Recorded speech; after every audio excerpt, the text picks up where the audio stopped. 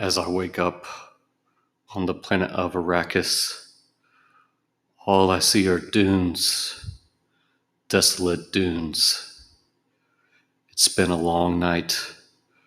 The spice was flowing, and I saw visions of a podcast called the Periodic Table of Components. He who controls the dice controls the tableverse.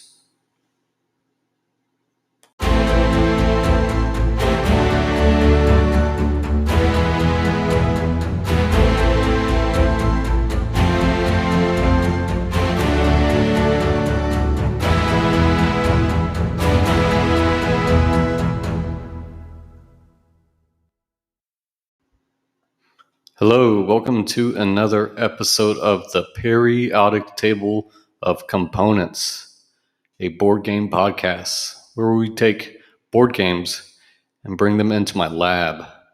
I'm your lead gamist, Greg, and today I will be bringing Dune, a game of conquest, diplomacy, and betrayal. It's coming into the lab with me. I'm going to get it out on the table. We're getting all the components out, and we are inspecting all the elements of this awesome game.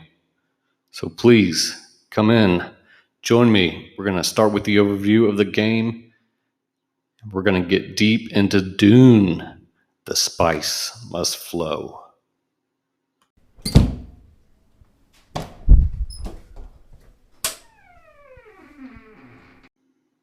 All right, welcome to the lab. We're going to start with a box of Dune. On the front, it's going to summarize the player count and the time to play. The publisher here is Gale Force 9. This is a 2 to 6 player game, and it is a 120 plus minute game. And on the front, we have a picture of the Dune sandworm and some Fremen fighting it. Then we have a cool spacey looking background with 2 moons and a bunch of stars in the background. In the back of the box, there is a synopsis of the game, or an overview. And it reads, "Imagine you can control the forces of a noble family, guild, or religious order on a barren planet, which is the only source for the most valuable substance in the known universe. Imagine you can rewrite the script for one of the most famous science fiction books of all time. Welcome to the acclaimed 40-year-old board game, which allows you to recreate the incredible world of Frank Herbert's Dune. In Dune, you will become the leader of one of 6 great factions. Each wishes to control the most valuable resource in the universe, melange, the mysterious spice only found at great cost on the planet Dune. As Duke Leto Atreides says, all fades before melange. A handful of spice will buy a home on Tupile. It cannot be manufactured. It must be mined on Arrakis. It is unique and it has true geriatric properties. And without melange, space travel would be impossible. Only by ingesting the addictive drug can the guild steersman continue to experience visions of the future, enabling them to plot a safe path through hyperspace. Who will control Dune? Become one of the characters and their forces from the book, and you decide." All right.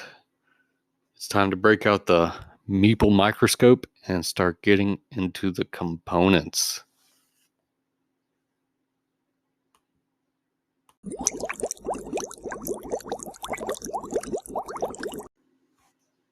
Here we are. We got our Meeple microscope out, and we are ready to bring these components under our microscope and get into each one and how they are affiliated with the game and what they do throughout the game.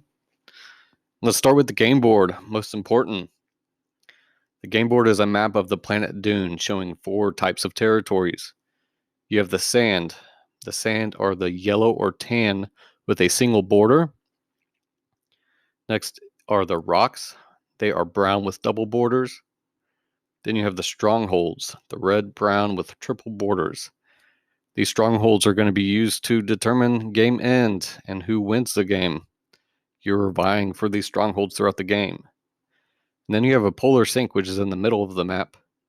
It is mottled white with a double border. And then it shows a symbol of where we put the spice blows at, the spice blow symbol. Some territories are marked with a spice blow icon to show the location of possible spice blows. The map is also divided by longitude lines into 18 sectors, which extend from the edge of the polar sink to the equator at the edge of the board. Sectors control the way the storm moves around the board. There are 6 player circles around the map to help determine player order. The map also includes a turn track and the Kwisatz tanks for holding dead leaders and forces awaiting revival. I want to get into the board just a little bit more in detail. So I'm going to start at the top left. We have a turn tracker numbered 1 through 10. So this is how you track your turns. You will also get a turn tracker token that you will be placing on this. Then you have some phase markers that outline the phases in order. And there are 9 phases in this game, and I will get into those here shortly. Top right, we just have the title Dune overlaying a moon. And then our map of Dune. Let's get into the different locations of Dune. So I'm going to start at about the 12 o'clock position and move around the board in a clockwise direction.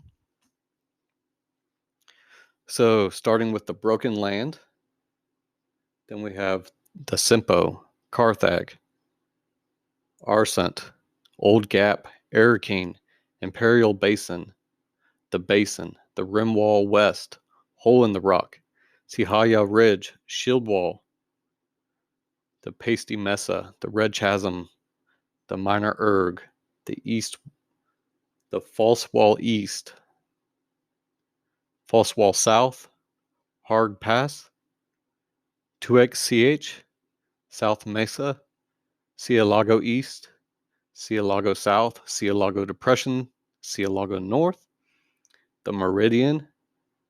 Then we have the Harbanya Ridge Flat next to the Habanya CH, then the Habanya Erg, then the Greater Flat, the Wind Pass, the Funeral Plain, the Bite of the Cliff, the CH Tabar, the Plastic Basin, the Haga Basin, and finally the Rock Outcropping. And I believe I touched on all the sectors other than the Polar Sink, which is in snap dab in the middle. This area essentially is a free area, which does not allow combat or anything else in it, and that is the Polar Sink. Some of these sectors that match up with the Spice Blow cards show icons where spice is going to be placed and how much spice you put there according to the card, which comes in very handy. Then we have 6 circles surrounding the deck, surrounding the board, and people are going to be putting their player tokens there, depending on where they're sitting at the table. At the bottom right of the board is the spice bank. Essentially, this is just the reserves of the sweet, sweet melange, the spice. At the bottom left is the Kwisatz tanks, and this is where your troops and fighters get sent if you die in battle or a sandstorm blows you away. And just to mention, there is a circle around the map of Dune, and you have a storm tracker. And there's a storm start spot at towards the I would say the 6 o'clock position, and that is where you start the storm tracker token. And this is going to rotate around the board and determine where the storm goes, removing spice and troops throughout the game if you get caught in the storm. Continuing from the rulebook, let's get into the rulebook itself. So it contains the rulebook, a quick start guide, which is very helpful, and quick reference cards. The rulebook contains basic game and advanced game sections, as well as strategy hints, Q&A, and Dune Synopsis. There are 6 sequence of play quick reference cards to help you keep track of the order that everything happens in a turn. Next, it comes with 2 battle wheels, which you will have to put together or assemble on your first time playing. Essentially, you just merge the 2 parts with a connector in the middle, and these are a dial that you will use in battle to determine the strength you want to use, which we will get into here shortly. But these battle wheel dials, they range from 0 to, let's get a turn and see what we got. 0 to 20. So that is the total amount of troops you can do. And then it has a spot for your leader token that you choose during battle. You will be choosing a leader. And that are your 2 battle wheels. All right. Next components we have are the 6-player faction sheets. Each set is composed of 5 types of components. One is a player shield bearing the main character of the faction and its emblem. So this player shield is going to be standing upright and is essentially blocking all the other opponents from seeing your resources and your troops. And on the backside of it also has a strategy tip for that specific faction. Number 2 is your single or double-sided player sheet describing the faction character's basic and advanced game advantages. So this is a good time to mention that the basic game rules, again, are just the basic. Each faction are going to change the rules depending on what phase it is quite a bit. So depending on what factions are chosen in this game is going to drastically change the game. And then we have 3. We have player markers for each faction.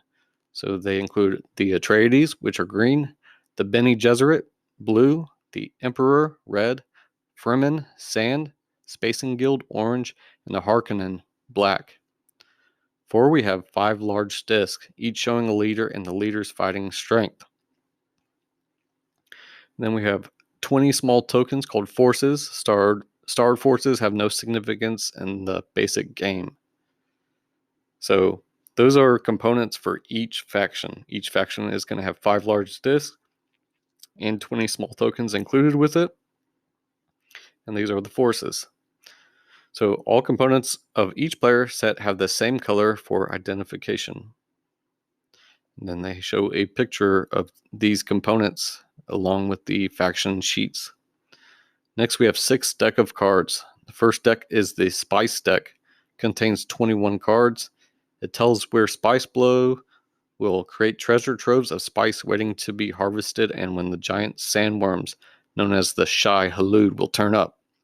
So during the spice blow phase, you flip these cards over, determining on if you're playing with the basic or advanced, determines how many you flip over, and all they say is where you put the spice reserves at on the board. And if a Shy Halud turns up, then some troops and spice reserves are going to be removed from the board. Next, we have the Treachery deck. Contains 33 cards, provides weapons, defenses, tricks, and tools to outmaneuver opponents and win battles. Again, there's 33 of those. Next is the Traitor deck with 1 card for each leader disc. These are the leaders from other factions that you have subverted. Next, we have the Bene Gesserit prediction deck with 1 card for each of the 6 factions and 10 cards for turns. 1 to 10, these predict who will win the game. So the Bene Gesserit prediction deck is essentially a deck specific for the Bene Gesserit faction. So if you're not playing with them, you don't have to use that card and that card deck. The Treachery deck and the Traitor deck and the Spice deck that I've covered so far, you will need in the game. Then next we have the Alliance deck. So they are simply just to remind you how your alliance benefits you. We will get into alliances as we go through the rules. And lastly, on the decks of cards, we have the Storm deck for use with the Fremen advanced game advantages. So if you're playing the advanced game with the Fremen faction, you will be using the Storm deck cards, 6 of them. Then we have some tokens. We have 156 spice tokens, 48 each of 1 and 2, 36 of 5, and 24 of 10. We have a destroyed shield wall token. It shows it's a blue background with a destroyed shield wall with a nuclear blast cloud going, showing, so a mushroom cloud. Next, we have our storm marker. This essentially is tracking where our storm currently is on our board. Then we have a game turn counter, and simply this just gets put on the round counter and tracking the turn you are on. Next, it shows some advanced game components. So if you're just playing the basic game, you do not need these. But if you're playing the advanced game, which I do recommend, you will have 5 special Emperor forces. 5 of the Emperor's forces are printed with a star on them. These forces are worth twice their normal value. So again, you will use this token in the basic game. You just ignore the star. But if you choose to use the advanced game, that star is indicating that those are the special Emperor forces. Same with the 3 special Fremen forces. 3 of the Fremen forces are printed with a star on them. These forces are worth twice their normal value. Next, we have the Bene Gesserit forces, the fighters and advisors. So the Bene Gesserit forces are printed with 2 different images on to differentiate between spiritual advisor forces and normal forces. All right, next we have the Kwisatz Haderach card and counter tokens. This card and token are used by the Atreides and add 2 points of additional strength to a leader. So again, this Kwisatz Haderach card and the token that comes with it is for the Atreides faction in the advanced game. And then lastly, we have the Sandworm token. It is for use with the Fremen advanced game advantage. And as I go through the factions and their different abilities, these will make more sense and what you're going to use those specific components for. But just to get us started off on the game and the basic components, that is it. So this has been your game components.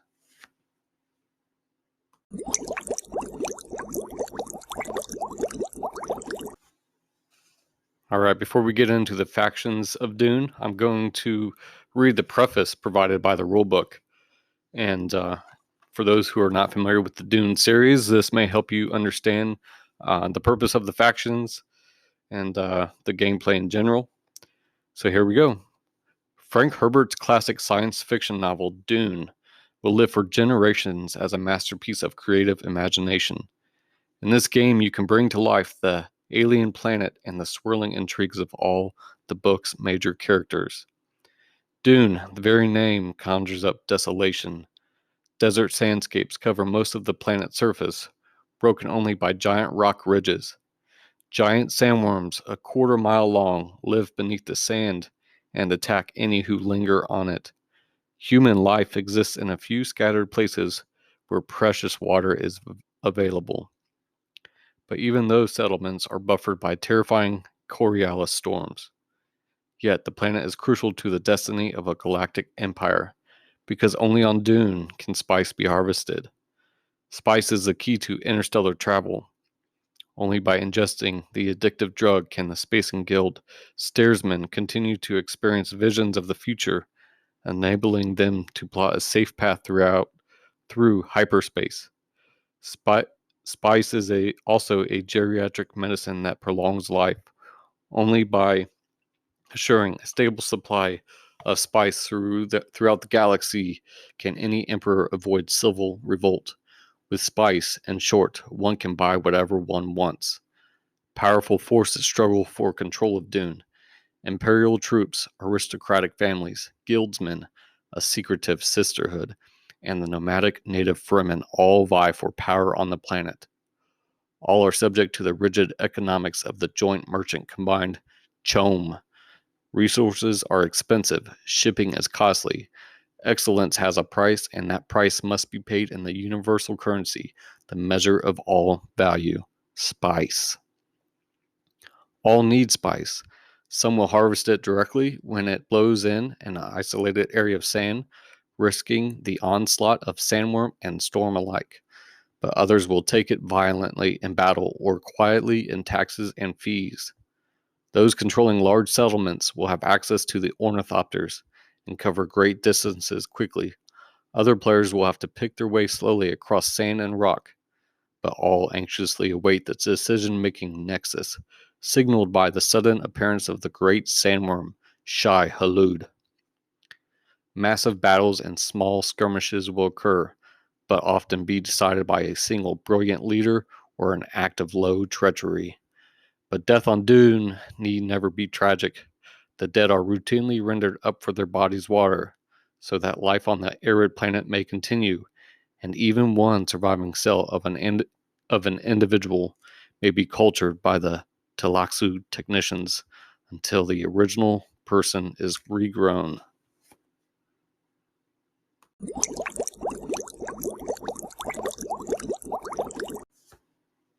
Alright, we're going to go through a quick overview of the factions of Dune. I will note that later on in this episode, I will explain each faction abilities for the advanced game and the specific rules tied to those factions. But for now, let's just stick with the 5 factions and a brief overview and their leaders. So, you will be one of these factions. First up is the Atreides, symboled by the color green. So, the Atreides, led by the youthful Paul Atreides, also known as Muad'Dib, rightful heir to the planet, gifted with valiant lieutenants and a strange partial awareness of the future, but beset by more powerful and treacherous opponents. The 5 leaders are Thufir Hawat, Lady Jessica, Gurney Halleck, Duncan Idaho, Dr. Wellington Yue. The next faction is the Bene Gesserit, who is depicted by the color blue. The Bene Gesserit sisterhood represented by Reverend Mother Gaius Helen Mohiam, ancient and inscrutable, carefully trained in psychological control and a genius at achieving her ends through the efforts of others. Her 5 leaders are Aliyah, Margot Lady Fenring, Mother Ramallo, Princess Arulin, and Wana Yue. Next faction is the Emperor. The color red. The Emperor, His Majesty, the Padishah Emperor Shaddam IV, keen and efficient, yet easily lulled into complacency by his own trappings of power. The leaders are Hassamer Fenring, Captain Aram Sham, Qaid, Burseg, and Bashar. Next up is the Fremen, the color yellow. The Fremen, represented by the planetary ecologist Liet Kynes, commanding fierce hordes of natives, adept at life and travel on the planet and dedicated to preventing any outside control while bringing about Dune's own natural regeneration. The leaders of the Fremen are Stilgar, Chani or Chaney, Othime, Shadout, Mapes, and Jameis. Next up is the Spacing Guild, color orange. The Spacing Guild, represented by Steersman Edric, in league with smugglers' bands, monopolist of transport, yet addicted to ever-increasing spice flows. The 5 leaders are Stabin Tuak, Master Boot, Esmar Tuak, Susu Suk, and the Guild Rep. Lastly, on the factions is the Harkonnen. The Harkonnens, led by the decadent Baron Vladimir Harkonnen, master of treachery and cruel deeds, color black. The 5 leaders are Fade Rotha, Beast Raban, Peter de Vries, Captain Iakin Nefud, Uman Kudo. In the Dune game, you can explore many of the possible interactions that might have taken place among these fascinating factions, each with their own drives, needs, and special advantages. Dune has been divided into a basic and advanced game. Learn and play the basic game several times before venturing into the advanced game.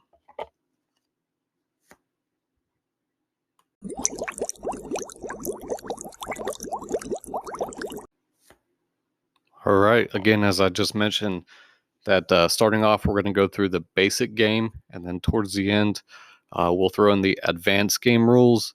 The advanced game rules do add a little bit of complexity, but I feel that after playing the first game, you should get to be able to do the advanced rules quite simply. So, not too hard to add those to the game, but I do recommend starting off with the basic.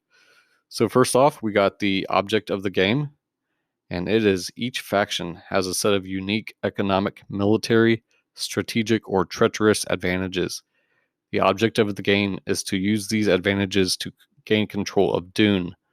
The winner is the first player to occupy at least 3 strongholds with at least one of their forces during the Mentat pause phase. A player may win alone or in an alliance with other players. And just a quick note, if you are playing with an alliance, which it doesn't mention here, is that you will need to have 4 strongholds occupied if you have an alliance and you win the game with an alliance. More on that in a little bit.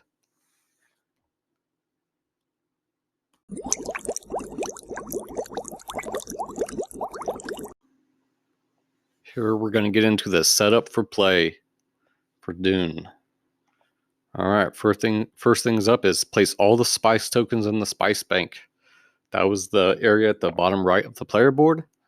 The spice deck and treachery deck are shuffled and placed face down next to the game board. Played cards will be piled face up next to the decks as discards and reshuffled to restock the spice deck and treachery deck as necessary. Time for players to choose the factions.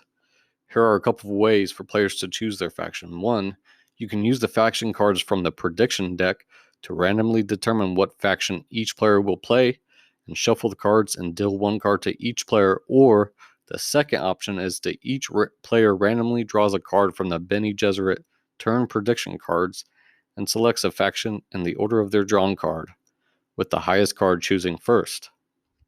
Players may swap factions with each other at this point if they wish. All right, so there are a couple notes regarding 2 and 3 player games and then a 4 and 5 player games. So it reads here, for a 3-player game, recommended factions are the Atreides, the Harkonnen, and Fremen, and a 3-player game, an alliance needs 4 strongholds to win, as in the standard alliance rules.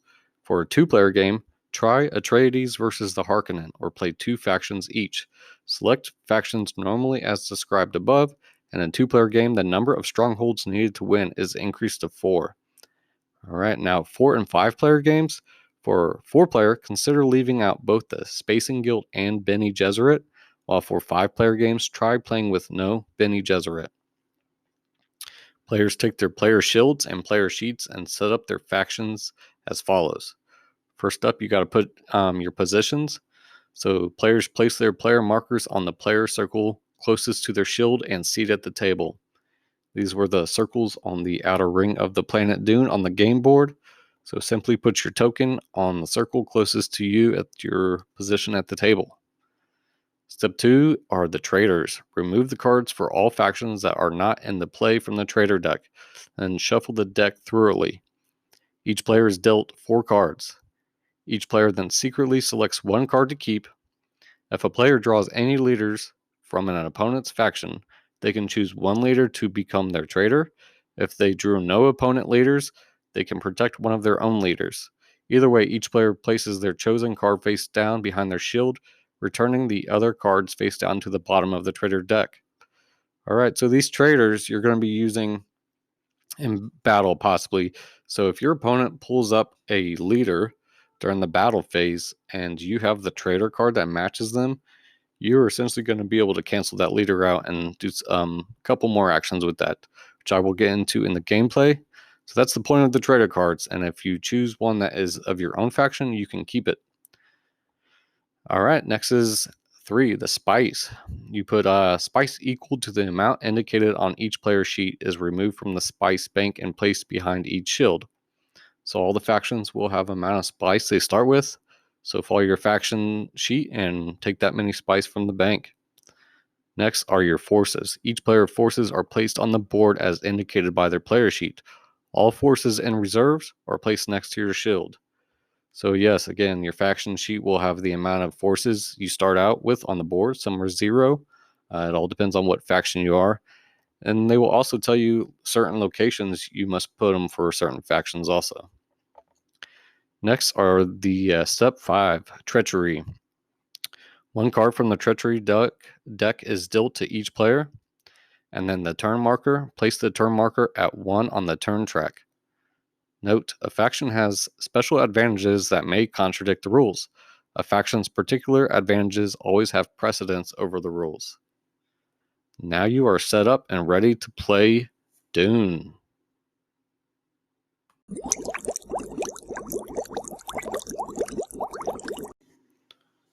Alright, let's get into the sequence of play in Dune. So as I mentioned earlier on the player board, at the top of the player board, there are 9 circles depicting different icons of each phase. So Dune is played in turns to a maximum limit of 10 turns. Each turn is composed of 9 specific phases that must be completed in the exact sequence presented below. The first phase is the storm phase. The storm marker is moved around the map. The faction whose player marker the storm next approaches will be the first player for this turn. So again, you're going to be moving the storm marker for the first phase. Simply, fairly simple here. All you do is move the marker. We will get into the specifics to determine how many spaces that needs to be moved, but essentially that's all that's happening, and you're removing the forces and spice that are caught in the storm. Next phase up is the second phase, which is the Spice, Blow, and Nexus phase. The top card of the Spice deck is turned over, and the amount of spice shown on the card is placed in the highlighted territory. If the Shy Halud appears during the Spice Blow phase, a Nexus occurs, and the players have the opportunity to make and break alliances. So these are changed a little bit in the advanced game. Essentially, in the advanced game, you're going to be drawing 2 cards instead of 1, with some minor changes. All right, and then step 3 is the CHOAM charity phase. Players with 0 or 1 spice may claim CHOAM charity. Essentially, what players are going to be doing are shouting out CHOAM, and then if you only have 0 or 1 spice, you will get 2 spice. Next up is the bidding phase. So in this phase, players bid spice to acquire treachery cards. So depending on how many players don't have 4 cards in their hand, treachery cards, they can bid on these cards to help them out throughout the game and through battle. Again, I'll get into the detail in a minute. Then we have the revival phase, step 5.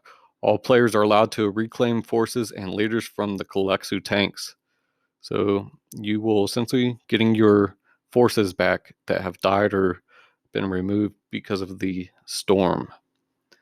Next is the shipment and movement phase, starting with the first player and proceeding counterclockwise, not clockwise, counterclockwise in this game to follow the movement of the storm. Each player in turn ships forces down to the planet or brings in forces from the southern hemisphere, the Fremen, and then moves their forces on the game board. Next is the battle phase, step 7. Players must resolve battles in every territory that is occupied by forces from 2 or more factions. Phase 8, Spice Harvest phase. Forces in territories that contain spice may collect the spice. And then lastly, the 9th phase essentially is an endgame check. It's called the Mentat pause phase. Factions either declare a winner or winners if you have an alliance, or take some time to evaluate their positions on the map and then move the turn counter to the next position on the turn track to begin the next turn. All right, so out of these 9 phases, the 2 that are going to take the most time is going to be the shipment and movement phase and the battle phase. Those are the meat and bones of this game. Everything else is fairly self-explanatory and simple. I do recommend each faction reviewing their faction-specific abilities and depending on what phase it is, because depending on what faction you have, you may be able to do different things during each phase, and that is what changes the game up, or all these faction abilities during specific phases. All right, so that was just the sequence of play overview. Let's get into the specifics of each phase here.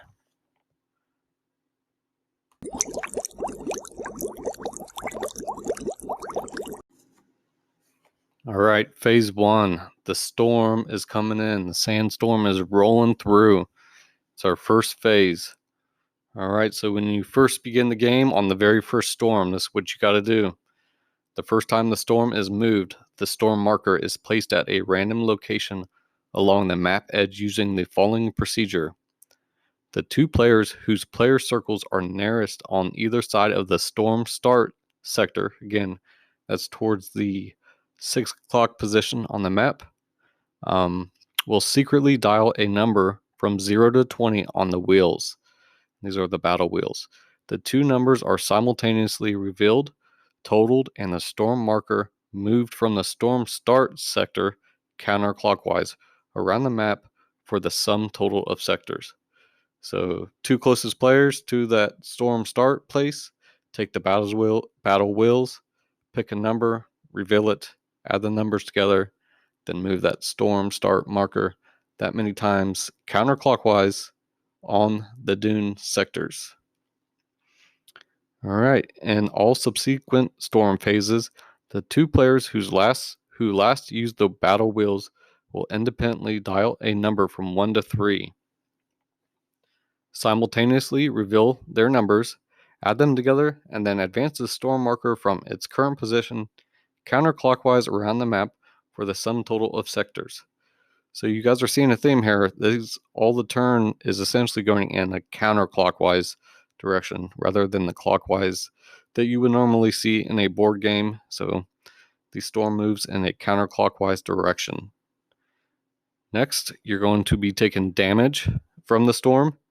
Any forces in a sector of sand territory, and this is important, except the Imperial Basin, which is the area between Carthage and Arakeen, are protected from that storm. So, any forces in a sector of sand territory over which the storm passes or stops are killed. And these are the sand territories, remember that. Place these forces in the Tloxu tanks. Forces that are not on a sand territory find protection from the storm. In addition, any spice in a sector over which a storm passes or stops is removed to the spice bank. So if you remember from earlier, as I was describing the game board, the sand is the yellow or tan with a single border. So that is what is affected by the sandstorm. The rocks, the strongholds, and the polar sink are not. And the only sandstorm that is immune from the sandstorm is the Imperial Basin. So remember that during the storm phase. Next, is the obstructions. So forces may not move into, out of, or through a sector in the storm. Forces may not battle if either force is in a storm. So again, the damage, take your damage, put your guys in the Tloxu tanks, and then remove the sand or the spice from the spice banks on the map at those locations. And then the player whose player marker the storm next approaches is now the first player in the bidding phase, the shipping phase, and movement phase. And that was the sandstorm. Sounds a lot more complicated than it really is. Essentially, you're picking two numbers, you're adding those, and moving the marker, taking out the forces on the sand territories, except the Imperial Basin, and then remove the spice that got caught in the storm. That goes back to the spice bank. And then remember, you cannot move or ship guys or forces in these areas affected by the storm. And now that determines the first player in the subsequent turns also for this specific turn or phase. All right, and that is the phase 1, the storm.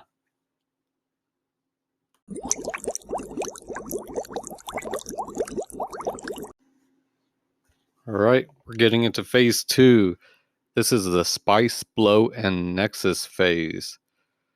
What you're going to be doing on phase 2 is essentially flipping over some spice cards and putting spice on the board, depending on what cards you pull. And there are some Shy Halud or Sandworm cards in here that will cause you to remove forces and spice from the board and bring in what they call a Nexus phase. All right, so the top card of the spice deck is turned over. On the first turn, during the first turn spice blow phase, only all Sandworm cards, which is the Shy Halud cards, are turned over and ignored and set aside, then reshuffled back into the spice deck after this phase. So the first turn of the game, ignore the Shy Halud cards.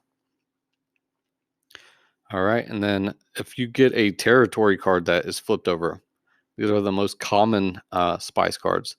This is a spice blow. The amount of spice indicated on the card is taken from the spice bank and placed onto the territory in the sector containing the spice blow icon. Then this card is placed face up on the spice deck discard pile. If the spice blow icon is currently in a storm, no spice is placed that turn. They give an example of a territory card, and it is the Habanya Ridge Flat. And you would put 10 spice on this location on the board. And these cards all tell you exactly what to do. It says add 10 spice on Habanya Ridge Flat. All right, so that is the territory card. Next type of spice card you can pull is the Shy Halud. A Nexus will occur after the following events. So you flip over a Shy Halud, which shows a picture of the sandworm, and it tells you exactly what to do on the card. But it says here, all spices and forces in the territory shown on the card now face up in the discard pile are removed to the spice bank and the Taloxu tanks respectively. Then the Shy Halud card is placed face up on the spice deck discard pile. Essentially what you're doing there is you're removing the spice and any forces that are at the location that you just put spice down previously. And then another card is turned over. If it is a Shy Halud, it is immediately discarded and another card is turned over. This continues until the territory card appears and spice is placed as defined above. The territory card is placed face up on the spice deck discard pile. And that is the Shy Halud. And then after that is taken, those turns are taken with the Shy Halud, those steps I just discussed, a Nexus phase begins. And I want to cover the Nexus here in a little bit. Essentially, in the Nexus phase, you can form and break alliances, and that's it. It's pretty self-explanatory. But again, I will touch on the Nexus phase specifically here in a little bit.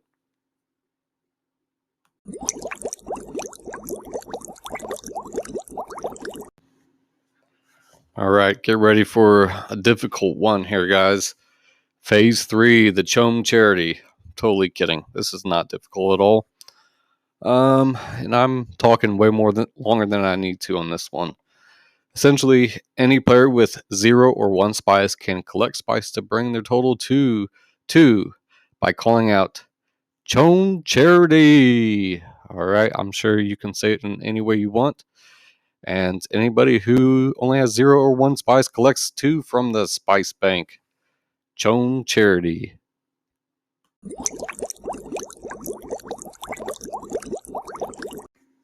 All right, we're getting into phase 4. Time to start bidding on some treachery cards. Again, these cards are going to help you throughout the game, especially in the battles. But there are some cards that allow you to do some things out of battle. And if you would like to see what those, or actually want to hear what those cards are, tune in a little bit later. I will be going through the treachery cards. But for now, let's bid on those. This is phase 4, bidding. So the first part is the declaration. Before bidding starts, all players must declare how many treachery cards they hold. The hand limit is 4. Players with 4 cards must pass during bidding. If you have 4 treachery cards in your hand, you do not get to bid. Then next up is the dealer. One of the players deals cards from the treachery deck face down. face down in a row. One card for each player who's allowed to bid. So any player that does not have 4 cards or Treachery cards, you put that many cards face down from the Treachery deck. Next up is the auction. The first card in the row is now auctioned off for, you guessed it, spice. The bidding is started by the first player. Again, that was the player who is next after the storm marker. If that player already has 4 Treachery cards, the next player to the right who does not have 4 Treachery cards opens the bidding. Next, the player who bids first must bid 1 or more spice or pass. Bidding then proceeds to the bidder's immediate right. The next bidder may raise the bid or pass, and so on around the table until a top bid is made and all other players pass. The top bidding player then pays the number of spice they bid into the spice bank and takes the card. Here's the bid limit. Players may not bid more spice than they have. Don't go trying to bid spice you ain't got. Next is the starting bidder. In subsequent bidding during this phase, the first player who can bid to the right of the player who opened the bid for the previous card begins the bidding for the next card. In this way, every player who can bid gets a chance to open the bidding for a Treachery card. All right, end of bidding. Bidding for Treachery cards continues until all cards available for bid have been auctioned off or a card is not bid on by anyone. If a card is passed on by everyone, all remaining cards are returned to the top of the Treachery deck and the bidding phase is over. Transparency. The number, not the type, of Treachery cards each player holds must always be open to everyone during the bidding phase. No one is allowed to hide the number of cards that they hold. A player can never have more than 4 cards in their hand at any one time. If they have a full hand, they must pass on all cards up for bid. Time limit. Each player must bid within 10 seconds of the previous player, or they are assumed to have passed. And that is the bidding phase. You are bidding your spice for the cards auctioned off, the Treachery cards. Pretty self-explanatory. All right, phase 4, bidding. Done.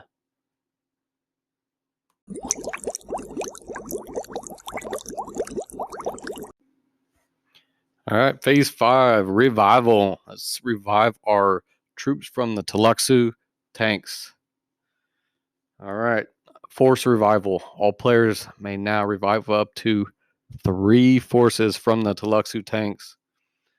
All right, you heard it, up to 3 forces. Some factions may allow you to ignore that. Everybody else, up to 3. You will get a certain amount of free revivals. A certain number of forces are revived for free as stated on the player sheet. So your faction, it tells you you can revive for free, take that many people for free. And then any additional, you have to pay spice. So any additional forces that may be revived must be done at a cost of 2 spice per force. All spice expended for force revival is placed in the spice bank. Limit. A player can never revive more than 3 forces per turn. 2 reserves. Revived forces must be placed in the player's reserves. All right, that was the force revival. How do we get our leaders back once they have died in battle? Leader revival. If all 5 of a player's leaders are in the Tluxu tanks, they may revive 1 leader per turn until all of their leaders have been revived. So you can't revive any leaders unless all 5 of them are dead. All right, fighting strength. To revive a leader, a player must pay that leader's fighting strength and spice to the spice bank. Revived leader status. A revived leader can be played normally and is still subject to being a traitor. Dead again. If a revived leader is killed again, place it face down in the Tluxu tanks. This leader cannot be revived again until all of the player's other revivable leaders have been revived, killed, and sent to the Tluxu tanks again. That's it. The revival phase.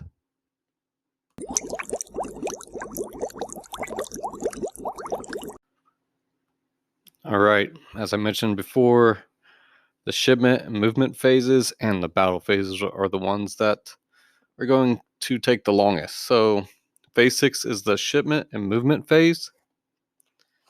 The first player conducts their force shipment and then force movement. Play then proceeds to the right until all players have completed this phase. First up, force shipment. You're going to be doing your shipment of your reserves, which are behind your player board. A player with off-planet reserves may make one shipment of any number of forces from their reserves to any one territory on the map. You're sending any number of forces that you can pay for to only one territory on the map one time. A player must pay spice to the spice bank for their shipment. The cost of shipping off-planet reserves is 1 spice per force shipped into any stronghold. Again, the strongholds are the darker reddish places on the board. That's going to cost 1 spice per force. And then 2 spice per force shipped into any other territory. 2 spice per force shipped into any other territory. Sectors. When shipping into a territory lying in several sectors, a player must make clear in which sector of the territory they choose to leave their forces. The exceptions. Storm. No player may ship into a sector in Storm. Strongholds. No player may ship into a stronghold already occupied by 2 other players. One way. No player may ship forces from the board back to their reserves. So those are the exceptions there. Again, if you're trying to go to a stronghold, you can go if there's one force from one other player, but if it's already occupied by 2 other players, you cannot go there. All right. Next is the force movement. Once you've got your forces on the board, you can move. Each player may move as a group, as a group, any number of their forces from one territory into one other territory. Forces are free to move into, out of, or through any territory occupied by any number of forces, with certain restrictions and additional movement advantage mentioned below. So, the ornithopters, these are the helicopter-like ships in the stories of Dune. A player who starts a force move with one or more forces in either Arrakeen or Carthage, or both, has access to ornithopters and may move forces through up to 3 adjacent territories. This is pretty powerful if you are controlling Arrakeen or Carthage. The forces moved do not have to be in Arrakeen or Carthage to make the 3 territory move. Thus, for example, a player with 1 or more forces in Arrakeen would be able to move forces starting in 2x through Pasty Mesa and Shield Wall to the Imperial Basin where they must stop. 1 adjacent territory. A player without a force in either Arrakeen or Carthage at the start of their move does not have access to ornithopters and can only move their forces by foot to 1 adjacent territory. 1 force move. Each player may make only 1 force move per turn. Sectors. Sectors have no effect on movement. Forces can move into or through a territory, ignoring all sectors. A sector's only function is to regulate the movement and coverage of the storm and spice collection.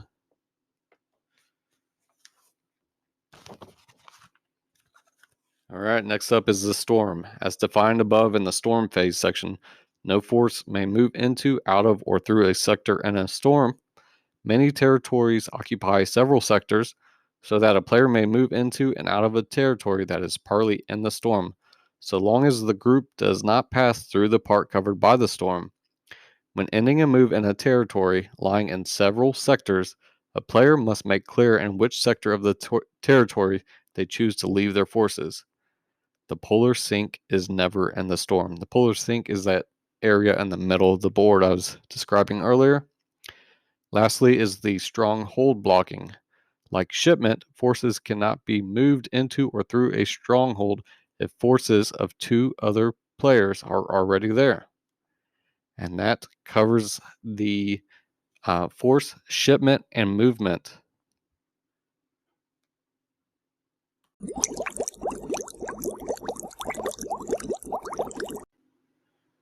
All right, you've got your forces out on the planet Arrakis. You've moved them into the territories you want.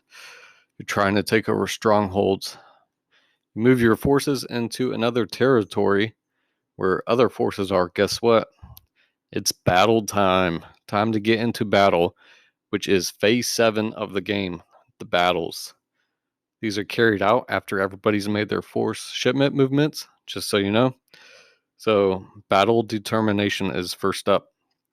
Wherever 2 or more players' forces occupy the same territory, battles must occur between those players. Battles continue until just one player's forces or no forces remain in all territories on the map, with 2 exceptions. Players cannot battle one another in a territory if their forces are separated by a sector in storm. Their forces can remain in the same territory at the end of the phase. Players cannot battle in the polar sink. It is a free haven for everyone. Again, that was the area in the middle of the board. First player. When resolving battles, the first player is named the aggressor until all of their battles, if any, have been fought. The aggressor chooses the order in which they wish to fight their battles. Then the player to their immediate right becomes the aggressor, and so on, until all battles are resolved. If 3 or more players are in the same territory, the aggressor picks who they will battle first, second, etc., for as long as they survive. All right, let's get together the battle plan. To resolve a battle, each player must secretly formulate a battle plan. A battle plan always includes the number of forces dialed on the battle wheel. If possible, it must include a faction's leader or cheap hero. It may include treachery cards at the player's discretion. The battle wheel. Each player picks up a battle wheel and secretly dials a number from 0 to the number of forces they have in the disputed territory. Both players will lose the number of forces dialed on the battle wheel. Again, both players will lose the number of forces dialed. Leaders. One leader disc is selected and placed face up in the slot on the wheel. A cheap hero card may be played in lieu of a leader disc. Leaders that survive battles may fight more than once in a single territory if needed, but no leader may fight in more than one territory during the same phase. A player must always play either a leader or a cheap hero card as part of their battle plan if possible. If it is not possible, they must announce that fact. And a little note on no treachery. A player with no leader or cheap hero must still battle, but they cannot play any treachery cards as part of their battle plan. This situation can occur when a player does not have a cheap hero and all their leaders are in the Kwisatz tanks, or have fought in another territory in that phase. When a player plays a cheap hero, their total is simply the number of tokens on the dial, but the option to play weapon, defense, or worthless cards is still available to them. Treachery cards. Players with a leader or cheap hero may play a weapon treachery card, defense treachery card, or both by holding them against the will. They may play no treachery cards as well. Revealing wheels. When both players are ready, the battle plans are revealed simultaneously. Battle resolution. The winner. The winner is the player with the higher total number of dialed. The total of number dialed on the battle wheel, plus their leader's fighting strength. No ties. In the case of a tie, the aggressor has won. Weapons. If a player's opponent played a weapon treachery card and the player did not play the proper defense treachery card, the player's leader is killed and cannot count toward their total. Both leaders can be killed and neither count in the battle. When a player plays a cheap hero, their total is simply the number of forces they dial, but they can play weapons or other treachery cards. Killed leaders. Any leaders killed are immediately placed face up in Kwisatz tanks. The winner immediately receives their value. including their own leader if killed, and spice from the spice bank. So you still get if the amount of spice from your leader if killed also. All right, surviving leaders. Leaders who survive remain in the territory where they were used until all battles in other territories have been resolved. Then they are retrieved by their owners. Losing. The losing player loses all the forces they had in the territory to the Tluxu tanks and must discard every treachery card they used in their battle plan. Note that the loser does not lose their leader as a result of the battle. Leaders are killed only by weapon treachery cards. Winning. The winning player loses only the number of forces they dialed on the battle wheel. These forces are placed in the Tluxu tanks. The winning player may also keep or discard any of the cards they played.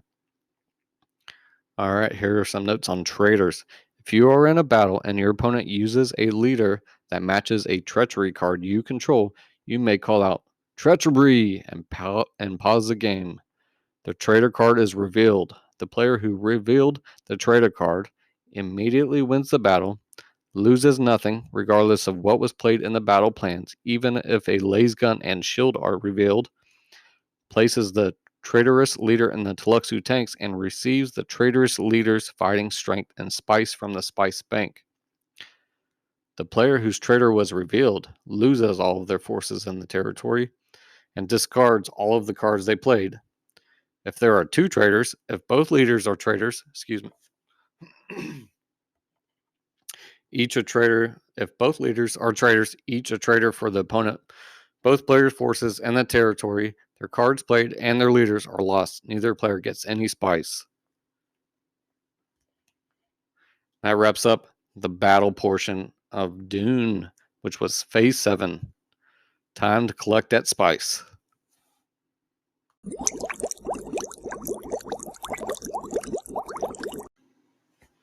All right, time to collect the spice. This is Phase 8, Spice Collection.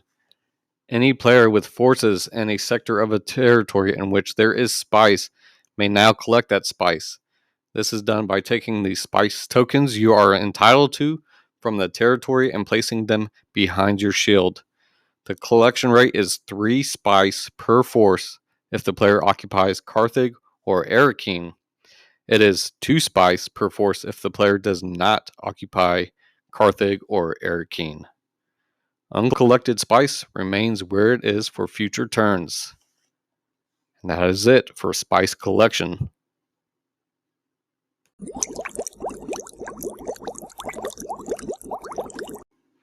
All right, we're wrapping up the phases for Dune. Phase 9 is the Mentat pause phase. Essentially, like I said earlier, this is checking for endgame conditions. If one player occupies 3 strongholds with at least one of their forces during the Mentat pause phase, that player wins the game. If the required number of strongholds is 4, and the 2 players in an alliance separately occupy a total of at least 4 strongholds with 1 or more forces at the end of a turn, that alliance wins the game. For example, the Atreides are in an alliance with the Fremen, and the Fremen occupy CH and Carthage, and the Atreides occupy Tuac, CH, and Arrakeen during the Mentat pause phase. They win the game together. If there are no winners, players mull over their positions on the board, consider their options, and, when they are ready, move the turn marker to the next position on the turn track to begin the next turn, which you start with Phase 1.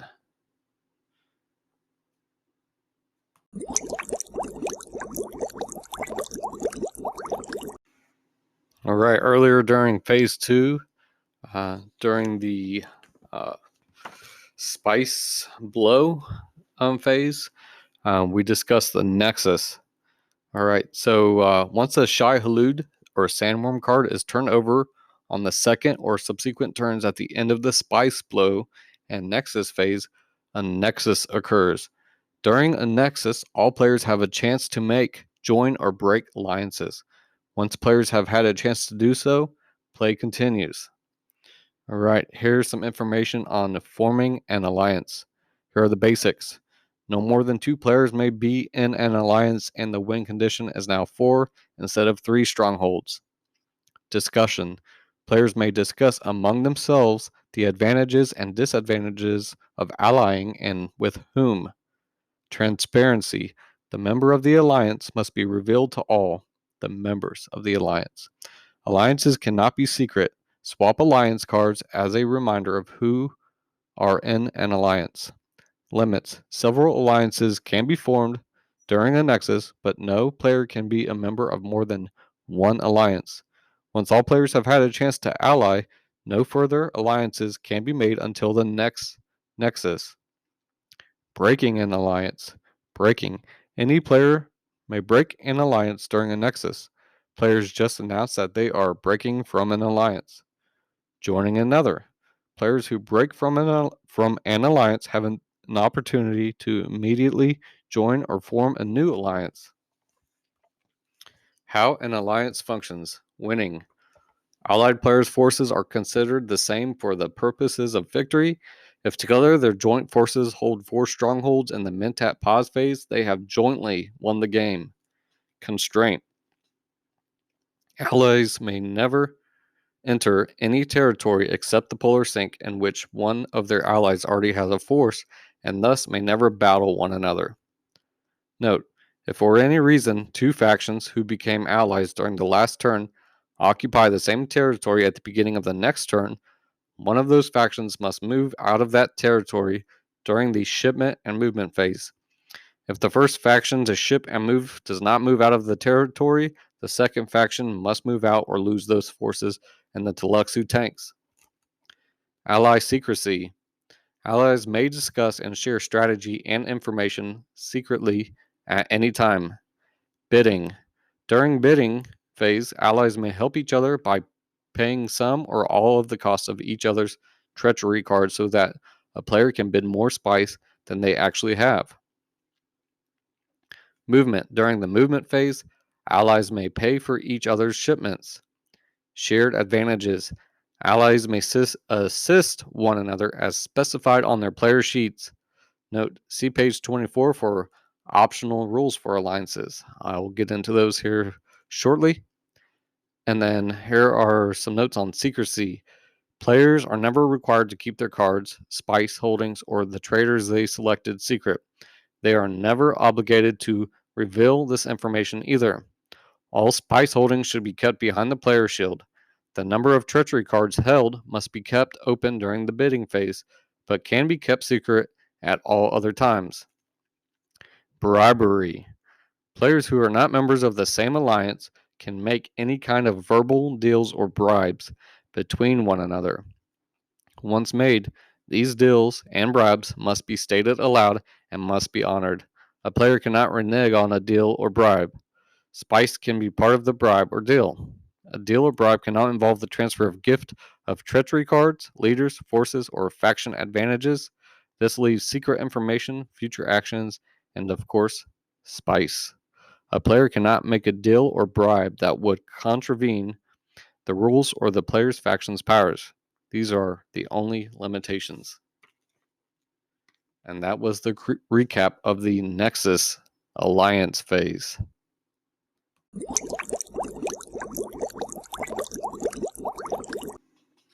All right, at this point in time, you should have all the information you need to play the basic game of Dune, a game of conquest, diplomacy, and treachery. But moving on, we're going to get into the advanced game rules, if you so choose to play with that. All right, and then after the advanced game rules, I'm going to go into the specific factions and their abilities, and we'll carry on from there. So, introduction to the advanced game. The basic game is changed by increasing the number of spice blows, adding a spice advantage for holding a city of 2xch, the smuggler stronghold, an enhanced Karama card, and an advanced battle system. So increased spice flow. During every collection phase, each occupant of Karthik and Erkin collects 2 spice, and the occupant of 2xch collects 1 spice. To qualify for a collection, a player needs to occupy the stronghold only at the time of collection. If a player occupies 2 of these strongholds, they collect spice for each of that they occupy. Double Spice Blow. In Phase 2, Spice Blow and Nexus, 2 spice cards will be revealed instead of just 1, and there will be 2 spice discard piles, an A and a B pile. First, reveal 1 spice card. If it is a territory card, then place spice in that territory normally, then place the card face up on a discard pile A. If you revealed a Shy Halud card instead of a territory card, a Nexus will occur after the following events. Any spice and forces on a territory card at the top of the discard pile A, if any, are lost to the Spice Bank and Tluxu tanks. The Shy Halud card is placed on the Spice discard pile. Then another card is turned over. If it is a Shy Halud, it is immediately discarded on pile A, and another card is turned over. This continues until a territory card appears and spice is placed as defined above. The territory card is placed face up on spice discard pile A. Then a Nexus occurs. Now reveal the second spice card and repeat the above procedure using discard pile B. So again, you're going to be flipping 2 spice cards on the first one. If it is a territory, go ahead and place your spice as normal. If it's a Shy Halud, you're going to remove the spice from that card you just drew previously from that. Then a Nexus occurs after you flip over another card and put spice there. And then in pile B, you do the exact same thing. All right, now we're going into the advanced combat. Spice now plays an important role in the combat procedure. Each force used in battle is valued at its full strength. If 1 spice is expended to support it, a force used in battle that is not supported by 1 spice is valued at half strength. When creating a battle plan, a player must add the amount of spice they plan to expend in the battle to their battle wheel. If a traitor comes up, the winner does not have to expend any spice. Otherwise, spice used in the battle plan must go to the spice bank, win or lose. When dialing a battle plan, 1/2 increments can be indicated by lining up the line between the numbers with the line under the window of the battle wheel. Some examples are shown to the right. So they do give us a picture here. So the line in between numbers is considered half. When dialing a battle plan, I just discussed that. When the battle winner takes losses, the player may do so in any manner as long as it agrees with the strength dialed and the spice expended. For example, the Emperor player has 1 Sardaukar worth 2 forces and 5 ordinary forces in a territory in battle. The Emperor dialed a strength of 3 and expended 1 spice. All right, so they show 3 of his troops. One's worth 2 with the star, then half for each of the normal troops, and he's paying 1 spice. The Emperor player wins the battle, and they may choose to lose 1 Sardaukar. Excuse me, I'm having a hard time saying this. Sardaukar. The Sardaukar force at full strength 2 and 2 ordinary forces at half strength, a half plus a half. Or they may lose 1 ordinary force at full strength and 4 forces at half strength. Half plus a half plus a half plus a half. In one case, the player loses 1 Sardaukar and 2 ordinary forces. In the other case, the player loses 5 ordinary forces. Either choice fulfills the Emperor player's spice strength requirement. That is the advanced combat. Essentially, what you're doing is you are using spice to back up your forces. Next, in the advanced game, you're going to use these things called the Kurama cards. When playing a Kurama card, a player may now use it to prevent one opponent from using one of their character's advantages, or they may use it to implement their character's special Kurama power once. Kurama cards. In addition to the regular Kurama power, all factions except the Bene Gesserit gain unique one-time powers that can be used when the player plays a Kurama card. When playing a Kurama card, a player may use it to prevent one opponent from using one of their faction's advantages, as in the basic game, or they may now use it to implement their faction's special Kurama power once. As described below, after play, the card is discarded. Alright, here are the factions. The Atreides. You may use a Kurama card to look at any one player's entire battle plan. The Emperor. You may use a Kurama card to revive up to 3 forces or 1 leader for free. The Fremen. You may use a Kurama card to place your Sandworm token in any sand territory that you wish. This is treated as a normal sandworm. Spacing Guild. You may use a Kurama card to stop one off-planet shipment of any one player. And then the Harkonnen. You may use a Kurama card to take without looking any number of cards up to the entire hand of any one player of your choice. For each card you take, you must give that player one of your cards in return. And that's wrapping up the advanced game rules. And just to mention, each faction has an advanced section on their faction card, and I will get into those as I go through the faction specific abilities. All right, that was the advanced gameplay.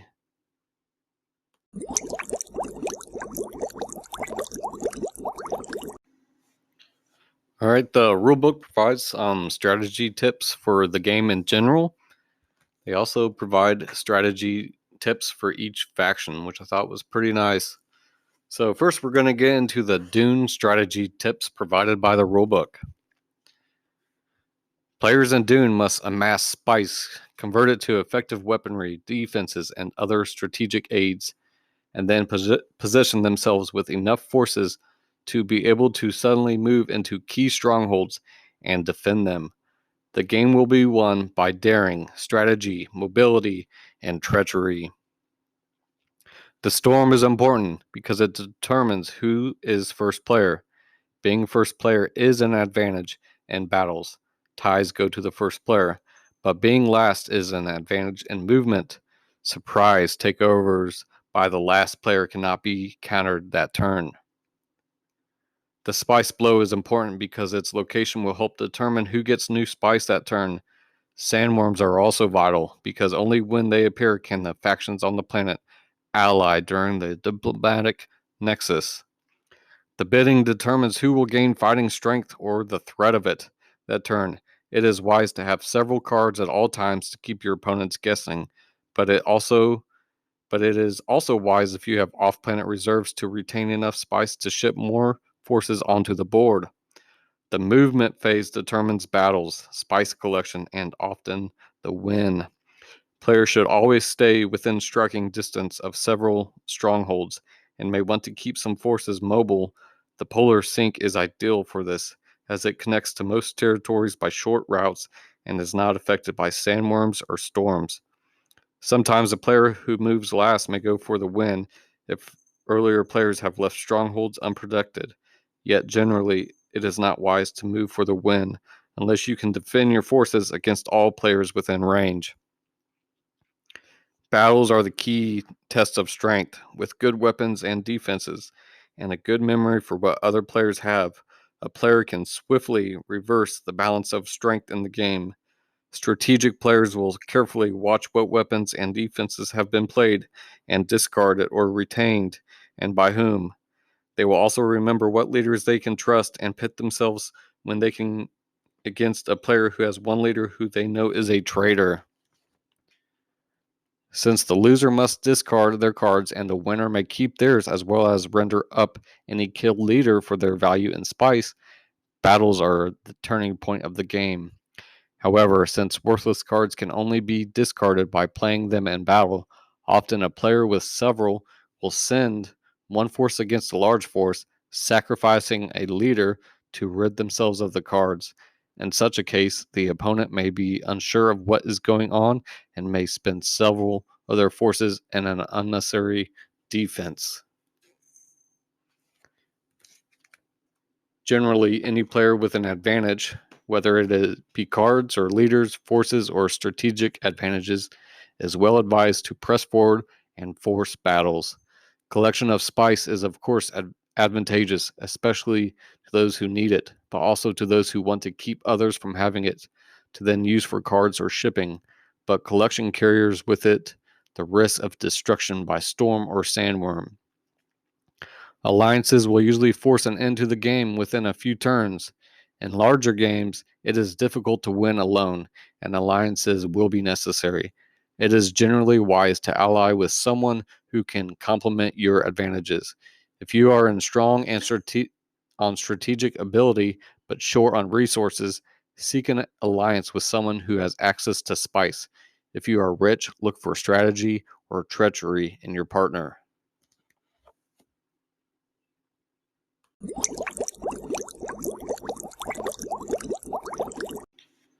All right, now we're getting into the specific factions and their strategy tips and their advantages and specific abilities for those factions. Again, these are located on the player cards, and each player has their own player cards and board that has this information printed on it. The rulebook also goes into these. I'm going to be combining the strategy tips and the certain advantages and disadvantages of each factions by themselves. Let's start off with the Fremen. And the Fremen strategy tip is your major handicap is poverty. Usually you can't purchase treachery cards for several turns since the others will outbid you. You must be patient and move your forces into any vacant strongholds, avoiding battles until you are prepared. When you do battle, you can afford to dial high and sacrifice your forces since they have a high revival rate, and you can bring them back into play at no cost. You have the advantage of better mobility than factions without a city stronghold, and you have good fighting leaders. Your game plan will be to bide your time and wait for an accessible spice blow that no one else wants in order to build up your resources. That was the Fremen strategy. Let's go into the Fremen specific advantages and disadvantages. All right. So the Fremen is a copy on, these are copies of the player sheets, just to remind you. So the Fremen, at the start of the game, they get 10 forces distributed as you like on CH Tabber, False Wall South, and False Wall West, and 10 forces in reserves on the far side of Dune. Start with 3 spice. You will get a free revival of 3 forces, and you cannot buy any additional revivals. Advantages: you are native to Dune and knows its ways.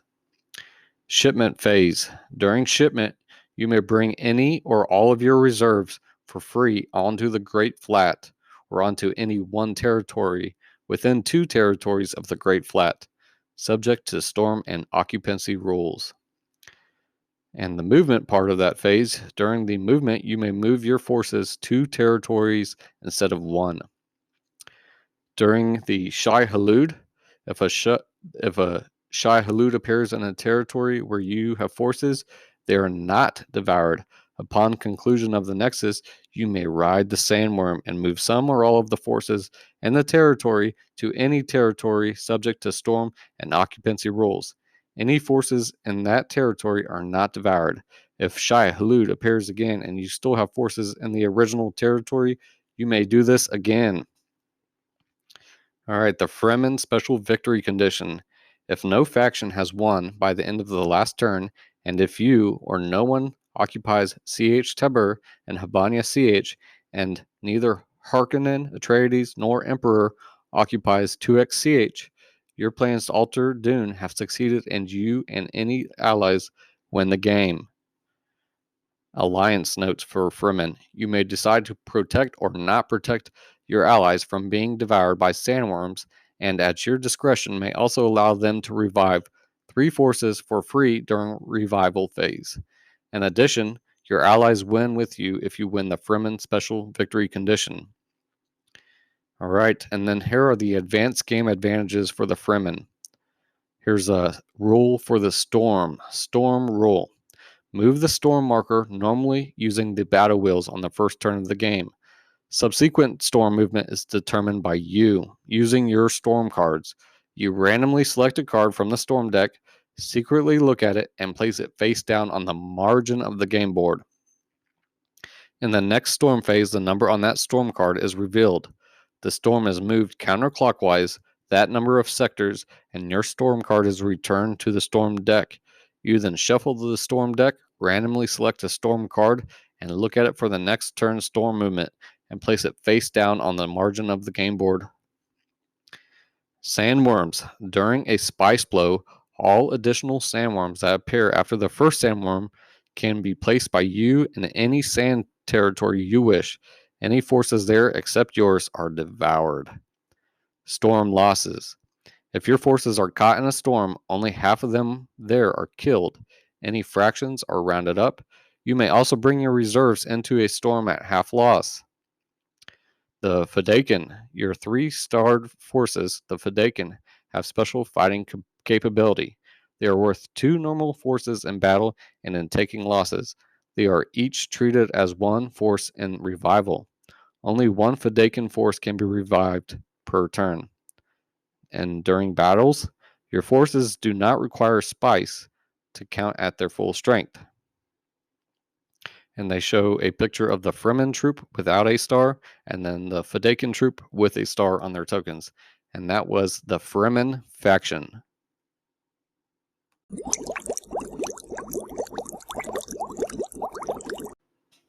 All right, next faction up is the Atreides. Let's get into the specific Atreides strategy tips. You are handicapped by the fact that you must both purchase cards and ship onto Dune, and you have no source of income other than the spice on the planet's surface. This will keep you in constant battles. Since you start from Erkeen, you have the movement of advantage of 3 from the outset, and it is wise to protect this. Your prescience allows you to avoid being devoured by the sandworms. All right, let's pause for a moment. If you got the correct pronunciation for this word in Dune, prescience or prescience, I kind of like prescience more. Please get at me on my account on Instagram or shoot me an email here. Let me know what the correct pronunciation is for this word. All right, moving on. Your prescience allows you to avoid being devoured by the sandworms and helps you to get some slight head start on the spice blow. In addition, you can gain some slight advantage over those who would do battle with you by your foreknowledge of one element of their battle plan. That was the Atreides strategy. Getting into the specific faction abilities. So at the start of the game, you're going to have 10 forces in Erkeen and 10 in your reserves off the planet. Start with 10 spice. You place the Treachery deck and the spice deck near your player position. You manage these decks. You have a free revival of 2 forces. Your advantages are you have limited prescience or prescience. During the bidding phase, you may look at each Treachery card as it comes up for purchase before any faction bids on it. You and only you may keep written records about cards. All right, grab a piece of paper and start keeping notes on who has what cards. All right, next is the movement. At the start of the movement phase, before anyone moves, you may look at the top card of the spice deck. During the battle phase, you may force your opponent to reveal your choice of one of the 4 elements they will use in their battle plan against you. Either a leader, the weapon, the defense, or the number dialed. If you choose to ask about a weapon or defense and your opponent tells you that they are not playing that element during this battle, you may not then ask to see a different element. Alliances. You may assist your allies by forcing their opponent to show them one element of their battle plan. All right, here's the advanced game advantage for the Atreides house. You get the Kwisatz Haderach card and tile. So the Kwisatz Haderach card starts out inactive and may not be used. Use the Kwisatz Haderach card and counter token to secretly keep track of force losses. Once you have lost 7 or more forces in a battle or battles, the Kwisatz Haderach card becomes active for the rest of the game and may be used as follows. It cannot be used alone in battle, but may add its +2 strength to leaders or cheap heroes in one territory per turn. If the leader or chief hero is killed, the Kwisatz Haderach has no effect in the battle. A leader accompanied by Kwisatz Haderach cannot turn traitor. The Kwisatz Haderach can only be killed if blown up by a lasgun or shield explosion. If killed, the Kwisatz Haderach must be revived like any other leader. Alive or dead, the Kwisatz Haderach has no effect on the rule governing revival of Atreides leaders. That wraps up the Atreides faction.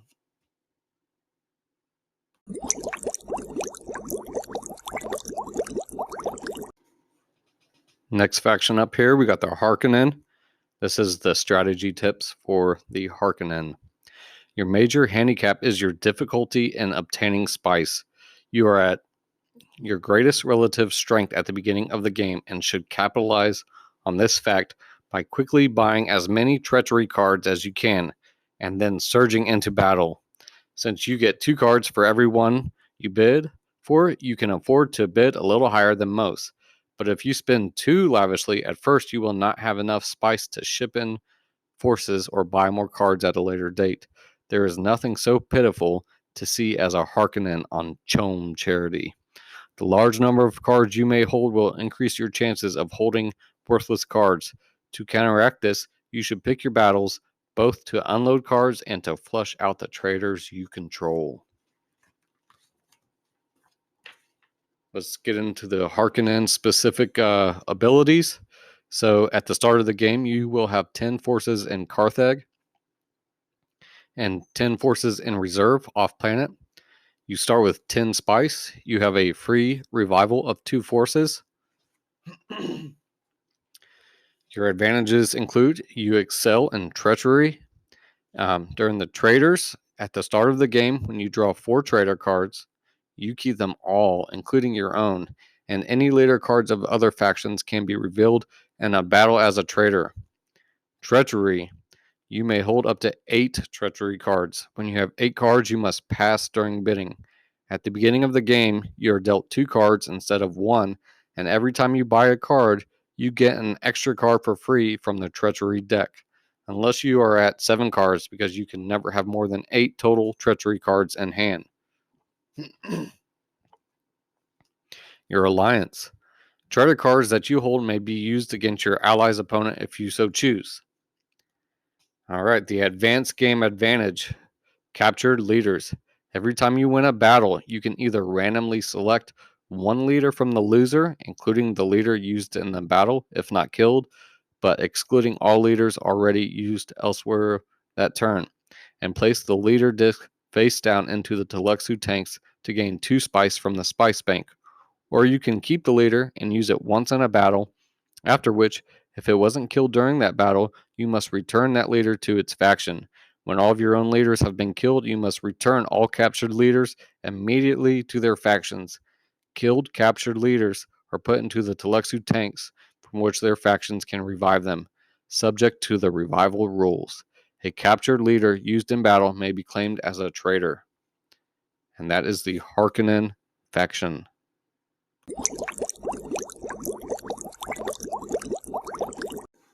Okay, and next up we have the Bene Gesserit faction. And here is the Bene Gesserit strategy. Your major handicap is your low revival rate. You must not allow large numbers of your forces to be sent to the Tluxu tanks, or you may find yourself without sufficient reserves to bring onto the planet. Your strengths are that you have the ability to win by correctly predicting the turn another player will win the game and then secretly working for a favorable outcome. In addition, you can be quite effective in battles by voicing your opponent and leaving them weaponless or defenseless. You can afford to bide your time while casting subtle innuendos about who you have picked to win.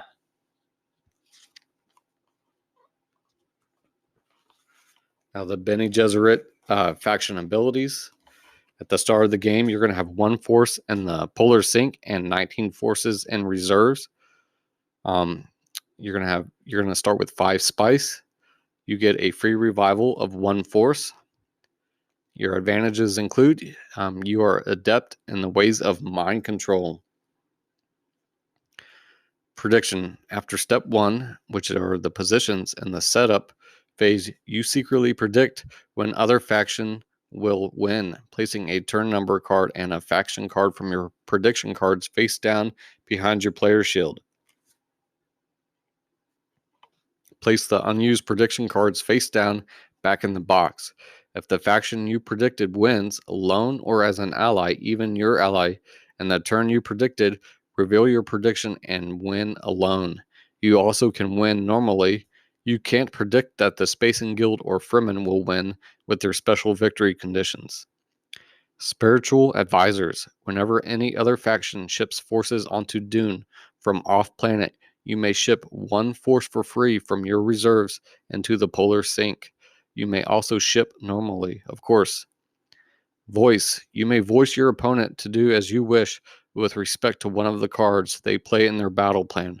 For instance, to play or not play a specific weapon, poison weapon, projectile weapon, or laser gun, or defense, snooper, or shield, a worthless card, or a cheap hero. If your opponent can't comply with your command, they may do as they wish. Alliances. In an alliance, you may voice an ally's opponent. The advanced game advantages. You have fighters and advisors.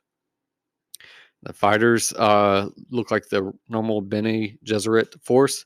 The advisors have some horizontal lines going through that figure. Your forces have two sides, the spiritual stripe side, the advisor, and the battle side with no stripes, the fighter. Fighters are normal forces. Start of a game, after the Fremen placement, if that faction is in the game, you start with one peaceful advisor in any territory of your choice. If you are alone in the territory, flip the advisor to a fighter. Charity. You always receive CHOAM charity of 2 spice regardless of how many spice you already have. The Karama. You may use any worthless card as if it is a Karama card. Advisors. Whenever any other faction ships forces to Dune from off-planet, you may ship for free any one advisor from your reserves into that same territory, instead of the polar sink. Advisors in this territory cannot flip to fighters during this turn unless no other forces exist in the territory. Advisors coexist peacefully with other faction forces in the same territory. Advisors have no effect on the play of the other factions whatsoever and cannot collect spice. Be involved in combat. Prevent another faction's control of a stronghold. Prevent another faction from challenging a stronghold, second force, or use ornithopters, or play family atomics.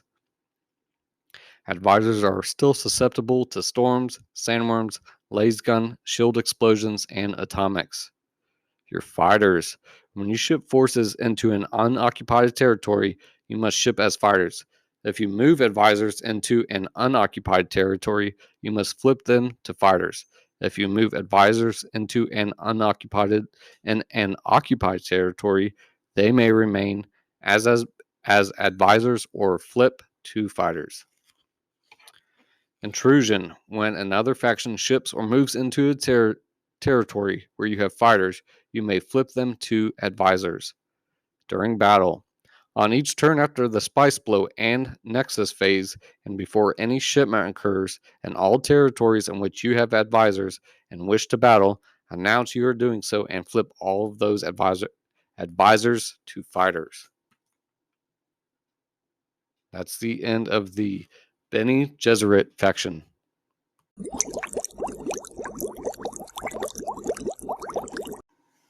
Next up is the Spacing Guild faction. Here is the strategy tips for the Spacing Guild. Your major handicap is your weak array of leaders and your inability to revive quickly. In addition, you usually cannot buy Treachery cards at the beginning of the game. You are vulnerable at this point and you should make your stronger moves after building up your resources. If players do not ship on at a steady rate, you will have to fight for spice on the surface or collect only the isolated blows. Your major advantage is that you can ship onto Dune inexpensively and can ship from any one territory to any other. This mobility allows you to make surprise moves and is particularly useful when you are the last player in the movement phase. If the game is out of reach and well along, try suicide battles against the strongest players to weaken them and prevent a win until the round ends. Then the victory is yours. The Spacing Guild specific abilities. At the start of the game, you will have 5 forces and 2 CH and 15 forces in reserve. You start with 5 spice. You have a free revival of 1 force. Your advantages include you control all shipment onto and off of Dune.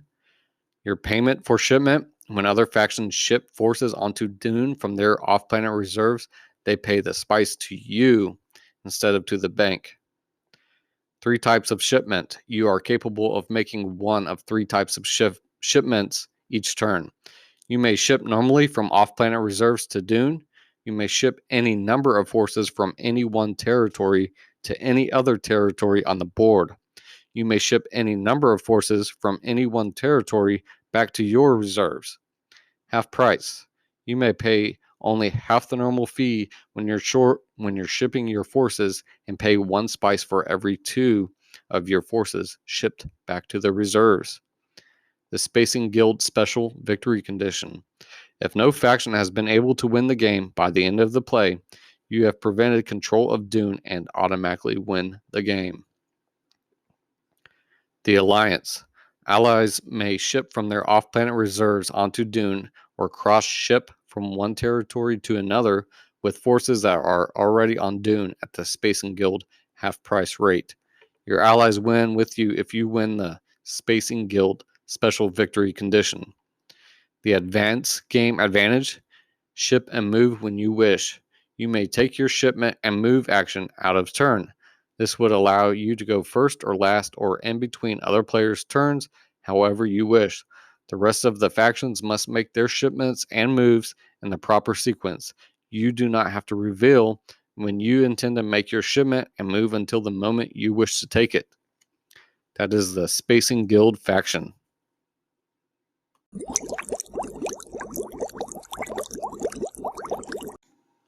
Alright, the last faction up in the base game is the Emperor faction.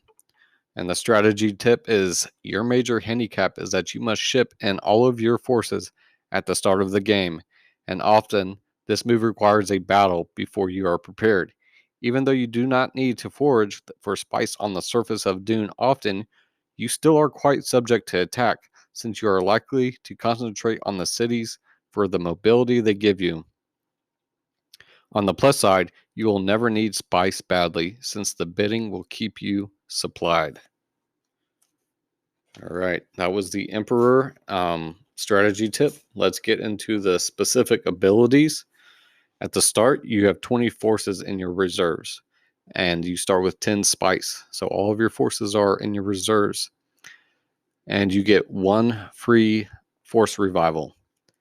The advantage is you have access to great wealth. During the bidding phase, when any other faction pays spice for a treachery card, they pay it to you instead of the spice bank. You may discount the price of treachery cards. The full price must be paid. Alliance. You may share your great wealth with your allies, as well as paying spice directly to the bank for the revival of up to 3 extra of their forces, for a possible total of 6 during each revival phase from the Tluxu tanks. Your advanced game advantage is the Sardaukar. Your 5-star forces, Elite Sardaukar, have special fighting capability. They are worth 2 normal forces in battle and in taking losses against all opponents except Fremen. Your starred forces are worth just 1 force against Fremen. They are treated as 1 force in revival. Only 1 Sardaukar force can be revived per turn. Emperor, you have your Emperor troop and your Sardaukar troop. So the Emperor troop does not have a star, and the Sardaukar troop does have a star. That is your Emperor faction. That wraps up all the factions for the base game of Dune.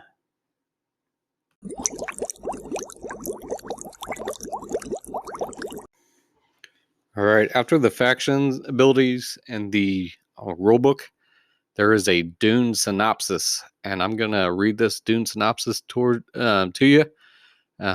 If you are not interested in hearing the backstory of Dune, just skip on to the next section. I'll wrap things up, and we're going to get into all the cards and the specifics of some of these additional components. But here we go. We're rolling into the Dune Synopsis. The Atreides family had governed the planet Caladan for 20 generations. In that time, their continued impartial and efficient leadership had earned for them the respect of their noble peers throughout the galaxies, and gradually they began to acquire more and more influence in the noble assembly, the Landstrad. The present head of the Atreides family, Duke Leto, had just been selected the unofficial spokesman for Landstrad, its highest position.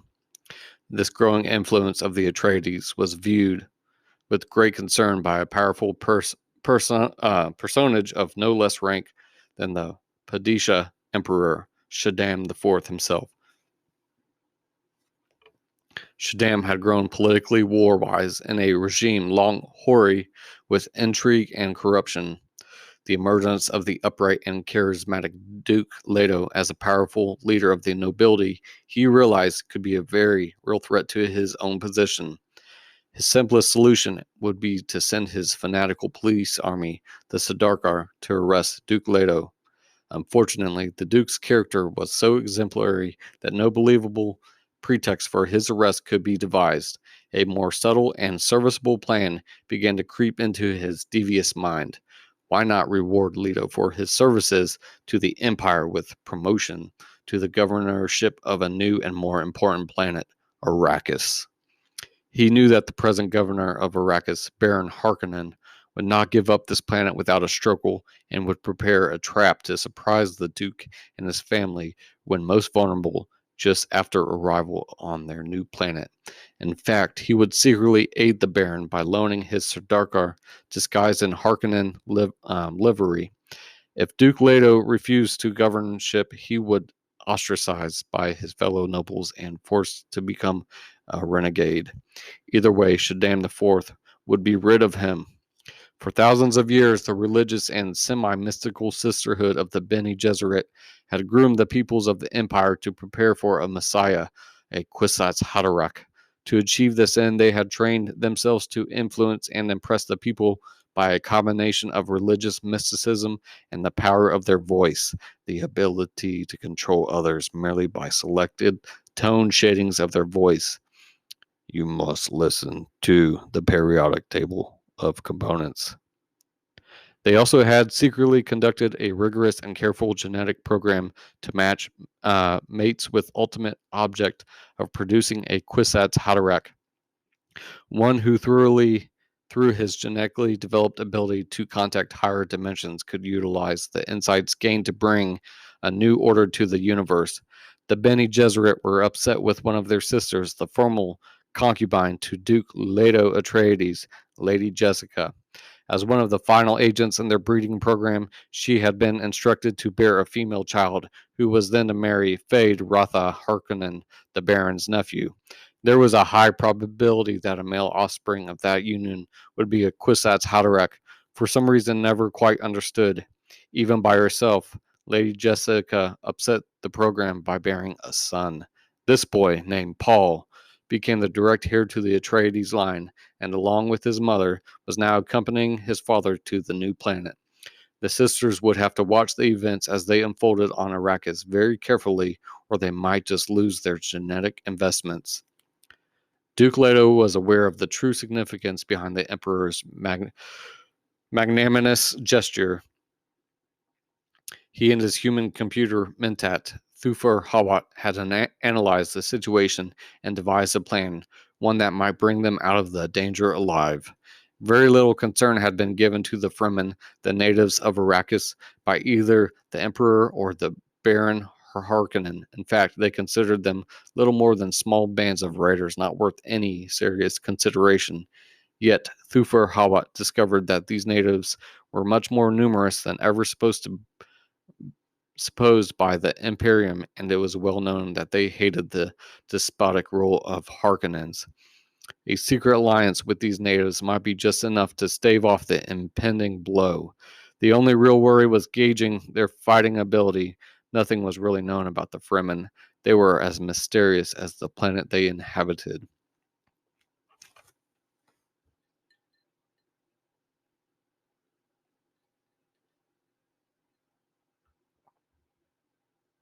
Arrakis, or Dune as it is referred to by all of its inhabitants, had one of the most inhospitable surfaces on any planet in the Imperium. There was practically no water to be found anywhere except in a few civilized areas into which tremendous amounts of water had to be continually imported at an exorbitant price. The only way a human could survive the aridity was by wearing a still suit. This unit would continually recycle the body's water, thereby preventing any from escaping into the atmosphere. Without a still suit or an imported water supply, a body would be unable to replace even the water lost through perspiration. In this dry environment, tremendous Coriolis sandstorms often reach speeds of up to 700 kilometers per hour. They could eat flesh off bones and etch the bones to slivers. No being could survive these storms if caught in the open. There were also strange giant creatures, often a quarter mile in length, called the Shai Halud by the Fremen or sandworms by everyone else. These sandworms lived in the deserts, which covered most of the planet. The slightest noise or vibration would be sufficient to arouse and attract sandworms for miles around, and any one of which could swallow a house without a moment's pause. Only in the towns and few rocky ridges that crisscrossed through the deserts was one safe from these monsters.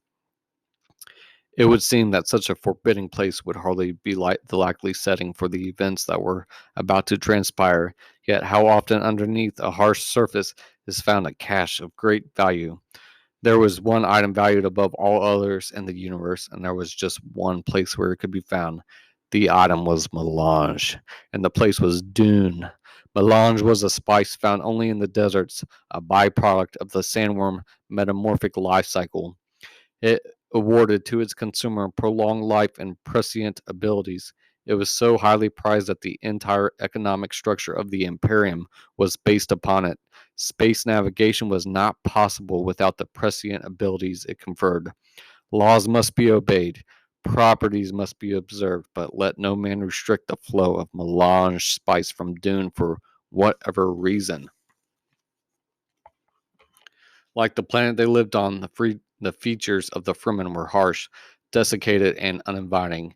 Yet, also like the planet, there was hidden a spirit inured to hardship and dedicated to the ideals necessary for survival. It was the stuff of which great fighters were made, and it was this hidden asset that Duke Leto hoped to exploit his advantage.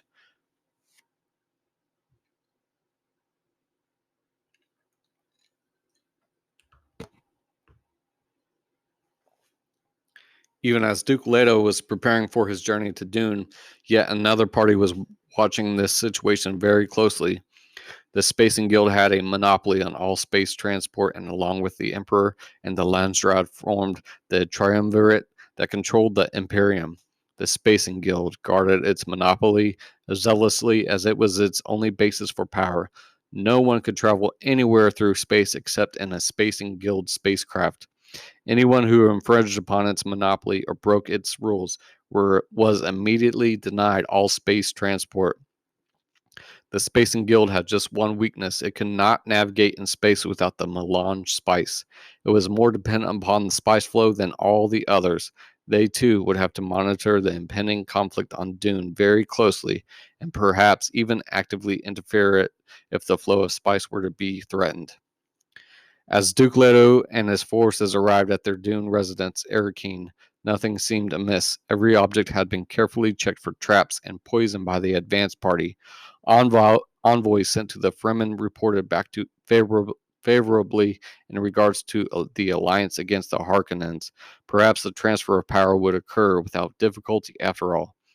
Suddenly, the blow struck, and it came unexpectedly from within. Dr. Yue, the family Suk doctor, and one who had undergone imperial conditioning, the highest conditioning against taking human life, had turned traitor. His training had been subverted by the Baron Harkonnen, who held the doctor's wife as hostage.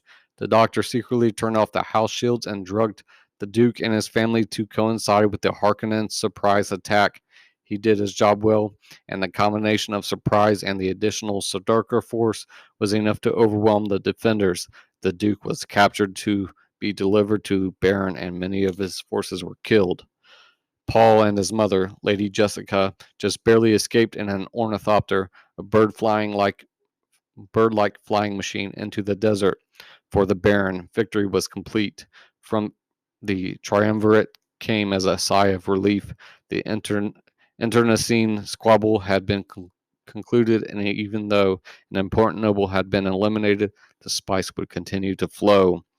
The Baron was not finished, though. The Fremen had interfered with his destruction of the Atreides forces by helping the remnants to get away. He decided to get rid of the native scum once and for all, and gave his nephew and Feyd-Rautha's brother, the Beast, Robin Harkonnen, the power to initiate a pogrom to eliminate the Fremen from the face of the planet. The Emperor even loaned the Sardaukar, still disguised in Harkonnen livery, to help. Several years passed and stores began to filter back to the Baron. The program was not proceeding as well as expected. There were reports of raids of increasing intensity on the outlying villages conducted by specially trained Fremen troops called Fedaykin.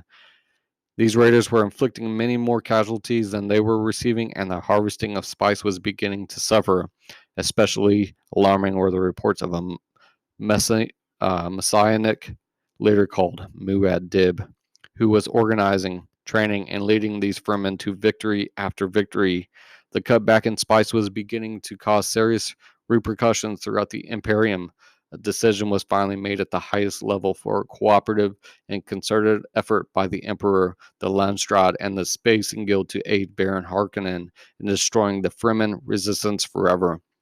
Meanwhile, how had Lady Jessica and Paul fared? Having survived a sandstorm and a sandworm, they were trapped by a band of Fremen who, following their law of survival, were about to kill them for their water. Because Paul had been specially trained since birth in weapons fighting, Mentat computing, and the Bene Gesserit ways, he demonstrated an extraordinary ability to maintain control of the situation.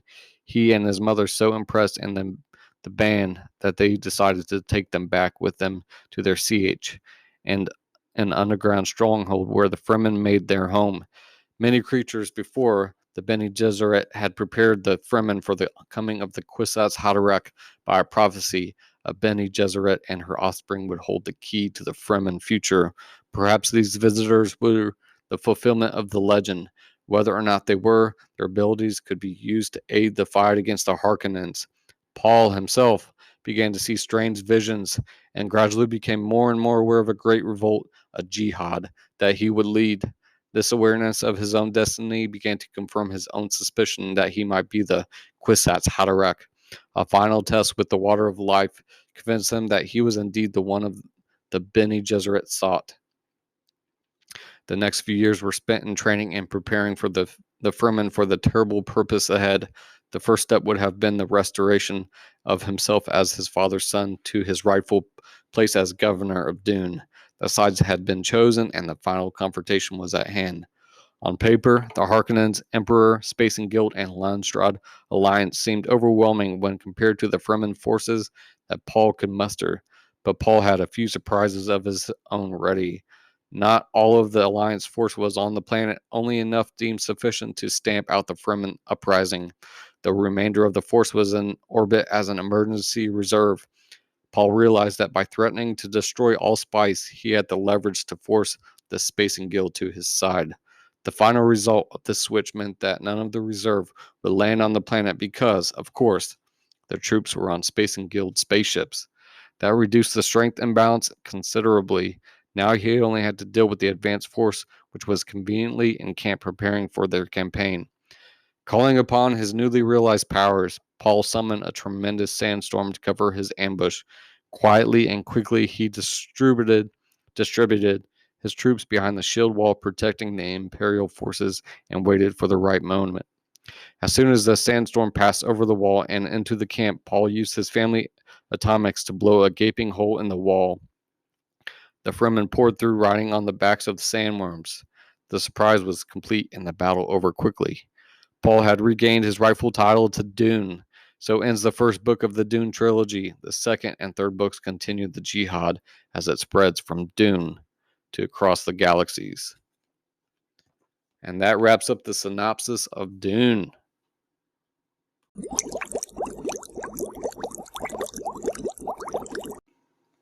All right, next in the rulebook, they provide a question and answer section on specifics of the game. Let's roll right into it. All right, Q&A on Treachery cards.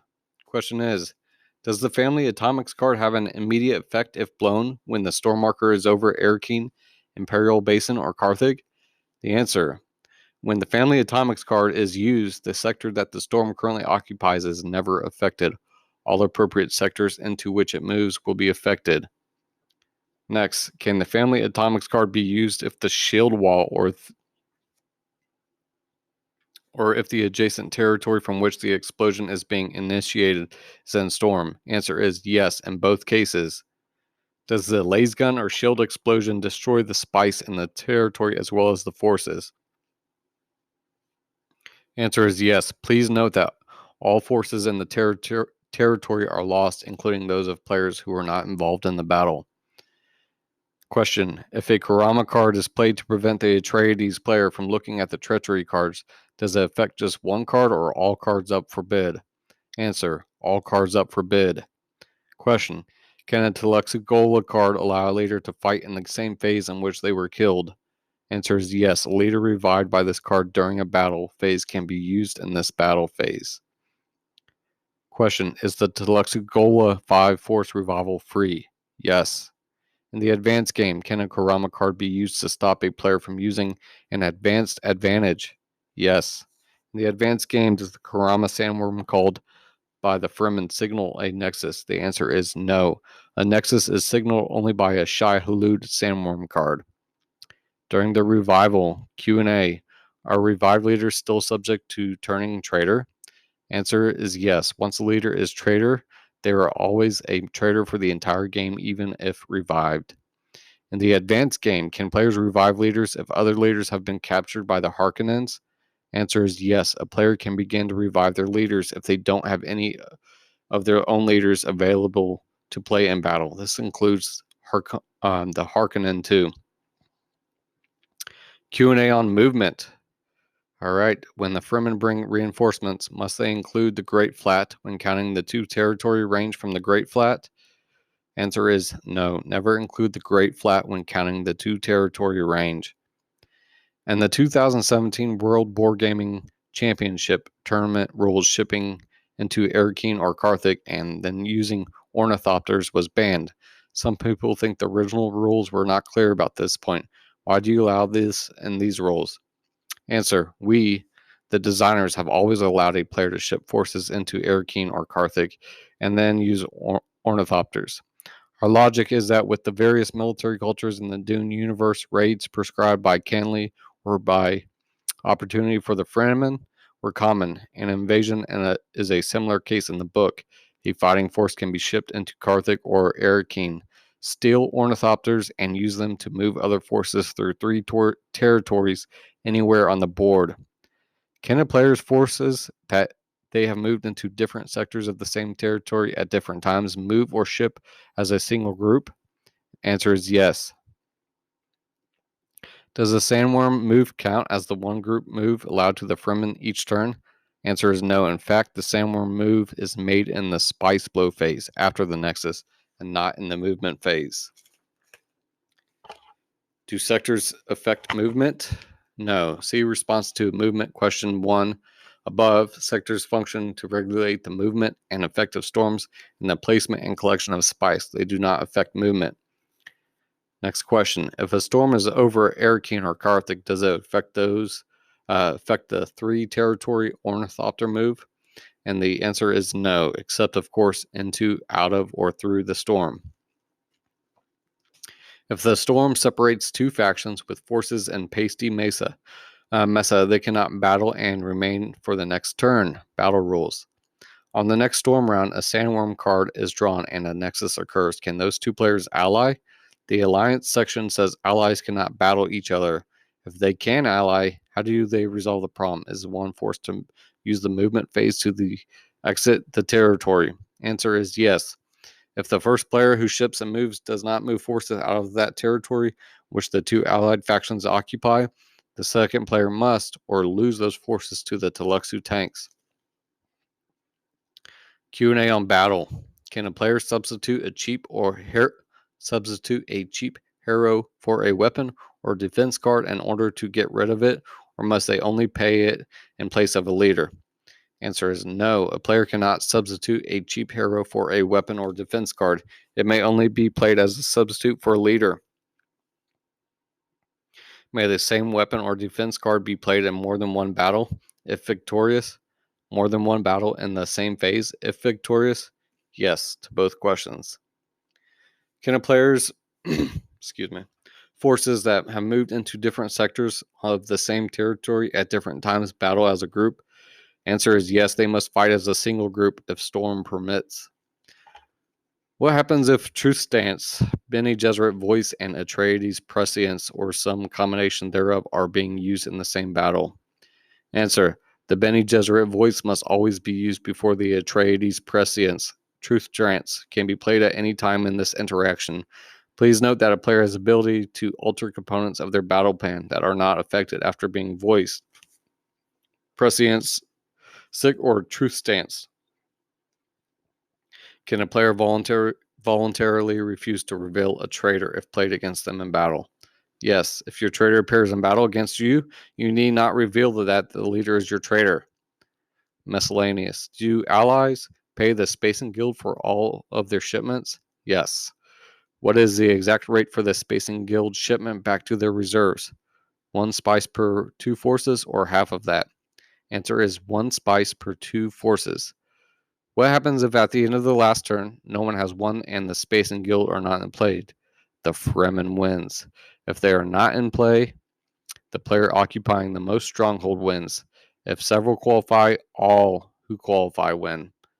In the advanced game, when reshuffling the spice deck, must you reshuffle the entire deck? Yes. In the advanced game, does the Fremen get the sandworm advantage bonus if a second sandworm appears in the spice phase? Yes. How does the Spacing Guild pay for an odd force shipment? Answer is all fractional costs are rounded up. So a 5 force shipment costs the Spacing Guild 3 spice. A 1 force shipment costs them 1 spice, etc. And that wraps up the Q&A section of the rulebook.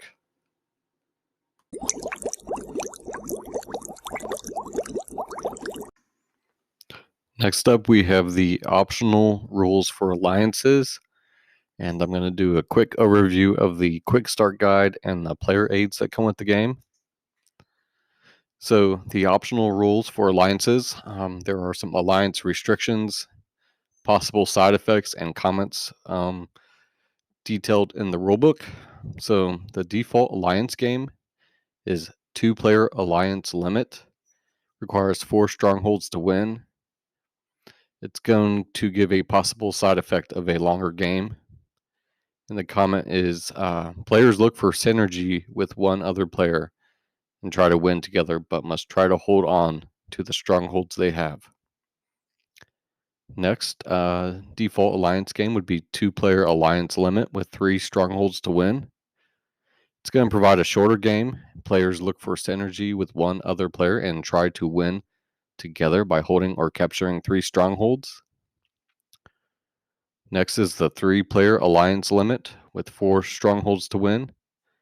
Says it's going to be a longer, short game. May devolve into 3 strongest against 3 weakest, etc. But supposedly, weaker players may be able to reverse the stronger players' fortunes and tip the balance. Next is the 3-player alliance limit with 3 strongholds to win. Probably the shortest game.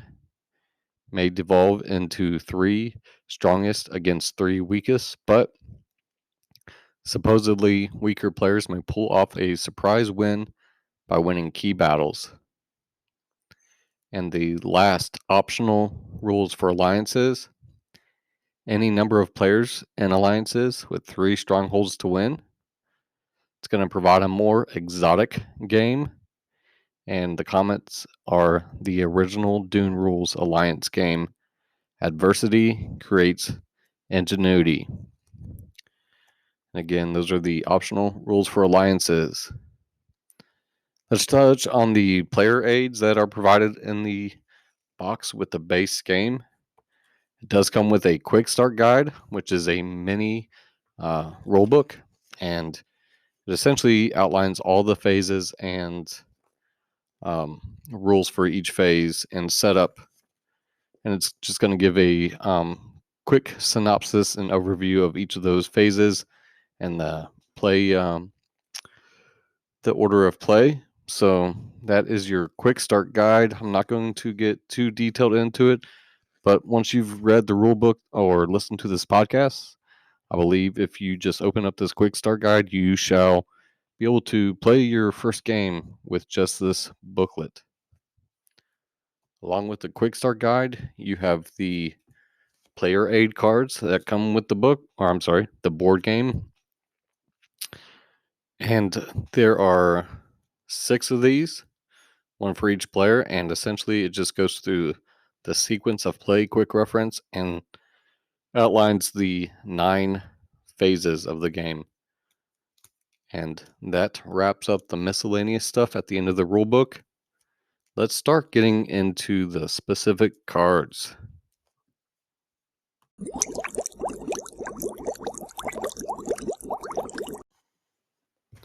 All right, the first cards up we have here are the spice cards. The spice cards are the cards that are going to determine where the spice blows onto the planet of Arrakis. There are 21 of these, along with the locations. There are some the Shai Hulud cards mixed in with these also, and those are going to determine the locations that Shai Hulud shows up. And on the back of the cards, they all have the same back with a color purple and the spice symbol that is the same as on the board and the word spice. Now on the front of the card, they're all essentially identical other than the location that is on there. So it's going to show the planet of Arrakis and the highlighted region where you're going to put the spice. And at the top of the cards is the name of the region, and then the bottom right will give you the amount of spice you have to put on that region, and then in the bottom left it's going to direct you to add a certain amount of spice on that location. So all pretty self-explanatory. So as I go through these, I'll give you the card count and then the location that these will go to and the amount of spice. But just keep in mind that they all look the same as far as the locations. The Shai Hulud cards do look different, and I'll cover those when I get there. First up, we have the 6 spice cards. So there are 6 of those. So 6 locations that get 6 spice during the spice blow phase. Those are the Funeral Plain, the Haga Basin, the Old Gap, the Rock Outcroppings, and the Sahaya Ridge, and then the Wind Pass North. All right, next up we have cards that allow us to put 8 spice on locations. Again, the bottom right shows the number 8, and the bottom left just simply says add 8 spice on the certain location. First one up is the Broken Land. Next is Cielago North. Next is Habanya Erg and the Red Chasm and the Minor Erg. Not sure if I covered that or not, but I'm going to do it again if I didn't. And we have 1, 2, 3, 4, 5, 8 spice cards. Next up are the 10 spice cards, and there are 3 of those. Again, you are going to put 10 spice on these locations. They are Habanya Ridge Flat, the South Mesa, the Great Flat, and Cielago South. And keep in mind, on the board also shows the spice token. That's where you're going to actually put the spice tokens at, and you have the numbers on the board to help you remember exactly how much spice was put there during the spice blow phase. All right, mixed in with these spice cards, you have the Shai Halud cards, which there are 6 of them in the base game. And on them, there is a picture of the sandworm, Shai Halud. Looks pretty menacing. Then it says Sandworm Alert, and then it's going to give you instructions that are all same on all the cards. And it says, discard all spice and forces in the territory now showing in the spice deck discard pile. Then draw cards, discarding any more Shai Halud cards until another territory card is revealed, and place spice there. Now, the Nexus occurs. Players can form or break alliance. And that wraps up the spice cards.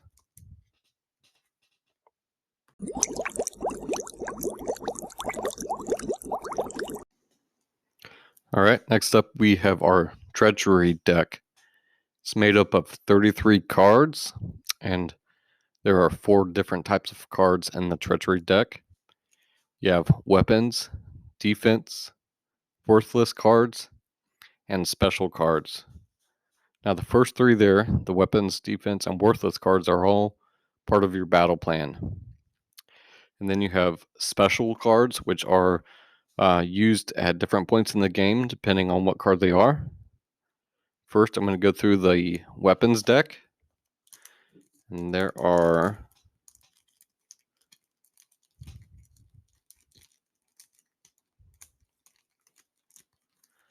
looks like 9 of these. All right, first up is the Chamas. It is a weapon, a poison. You play as part of your battle plan. Kills opponent's leaders before battle is resolved. Opponents may protect leader with a snooper. You may keep this card if you win this battle.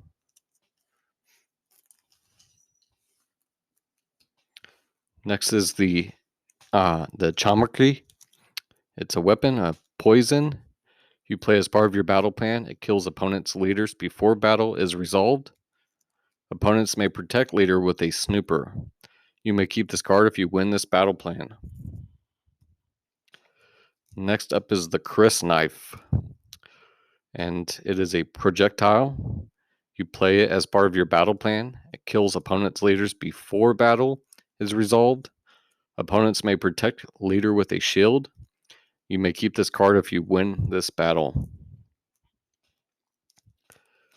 Next up is the Alaka Drug. It is a weapon and poison. Play as part of your battle plan. Kills opponent's leaders before battle is resolved. Opponents may protect leader with a snooper. You may keep this card if you win this battle. Next up is the good old Gom Jabbar. And it is a poison weapon. You play as part of your battle plan. Kills opponent's leaders before battle is resolved. Opponents may protect leader with a snooper. You may keep this card if you win this battle. Next up is the Laze Gun. It's a special weapon. You play as part of your battle plan. Automatically kills opponent's leader regardless of defense card used. You may keep this card if you win this battle. If anyone plays a shield in this battle, all forces, leaders, and spice in this battle's territory are lost to the Taloxu tanks and Spice Bank. Both players lose this battle, no spice is paid for leaders, and all cards played are discarded. Next we have the Mala pistol. It's a projectile weapon. It plays as part of your battle plan. Kills opponent's leaders before battle is resolved, and opponents may protect the leader with a shield. You may keep this card if you win this battle. Next is the Slip Tip projectile weapon. Play as part of your battle plan. Kills opponent's leader before battle is resolved.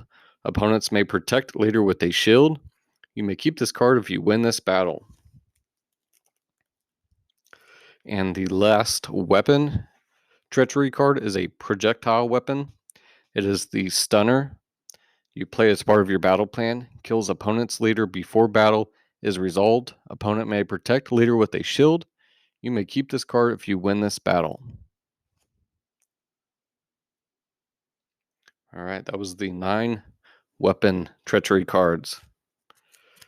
Next, I'll go into the defense Treachery cards. And you have 1, 2, 3, 4 snoopers. These are all the same.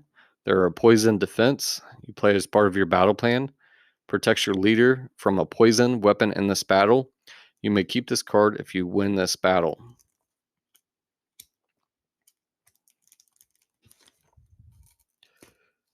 Next up, we have Shield. And there are 4 shields. And they are a projectile defense. And they play as part of your battle plan. Protects your leader from a projectile weapon in this battle. You may keep this card if you win this battle. And there were 8 defense cards. Next battle plan cards are the worthless cards. So I think the weapons and shields are pretty self-explanatory. You can play one of each in your battle plan. And these worthless cards are pretty much just going to clog up your deck, and you play them as part of your battle plan, but they're, as they say, worthless, and you'll want to get rid of those as soon as you can. So first up, we have the Balisette. It is a worthless card. All of these cards say the exact same thing on them. So they play as part of your battle plan in place of a weapon, defense, or both. This card has no value in play, and you can discard it only by playing it in your battle plan. So with those worthless cards, we have 1, 2, 3, 4, 5 of those. The first one I just discussed is the Balisette. Then we have the Jubba Cloak, the Kulan, the La La La, and the Trip to Gamut. And those are the worthless cards. All right. The last Treachery cards in the deck are the special cards. And again, these do different things. First off, we have 3 cheap hero cards. And the cheap hero card is a special leader. You play as a leader with 0 strength on your battle plan and discard after the battle. You may also play a weapon and a defense. The cheap hero may be played in place of a leader or when you have no leaders available.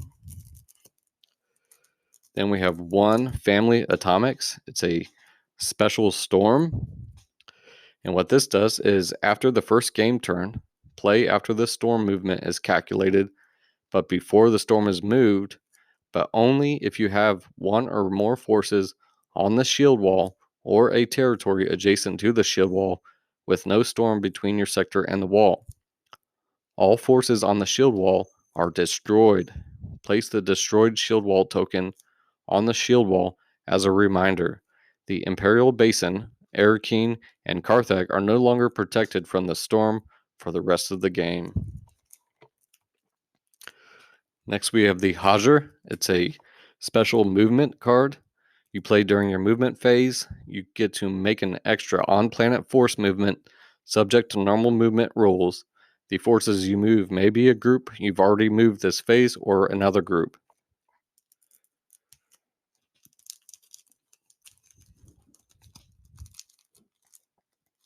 Next, we have 2 Kurama cards. They simply just say special, and after factions complete their at start, in quotations, actions, and after game setup, use this card to stop a player from using one of their faction advantages when they attempt to use it. Stop the use of that advantage during one game phase, or this card may be used to do either of these things when appropriate. You can purchase a shipment of forces onto the planet at guild rates, which is half as normal, paid to the Spice Bank, or you may purchase a Treachery card without paying Spice for it. It cannot be used to stop a win condition advantage, and you discard it after use.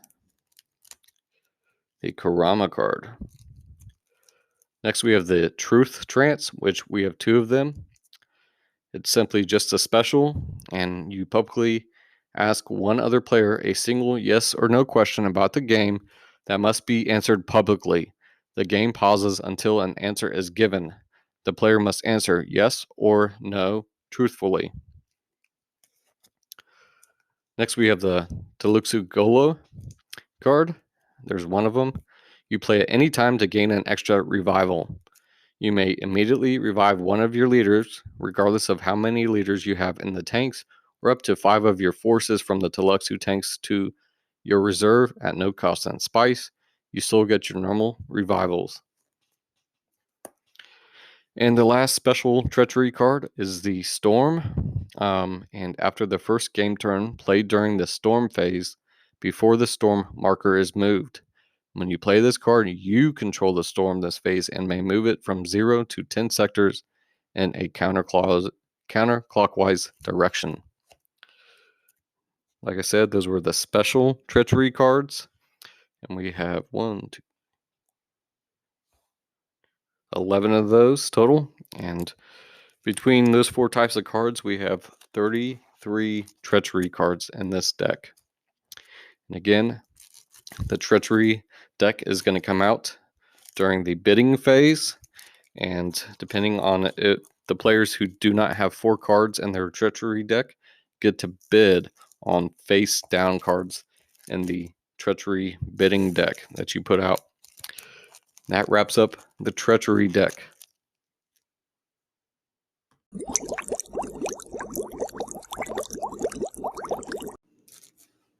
Next up, we have the Traitor deck, which consists of 30 cards, so 5 for each faction in the game. And again, these cards were given out during setup, and they're going to determine who the traitors are in the game, or if you choose the one for your leader that you have, then you're going to place it as that. All these cards say the same text at the bottom, so I'm just going to read that once. Remember that these are all the leaders of the game that I covered at the beginning of the podcast during the components. So the first one I'm looking at, the top one says Jameis.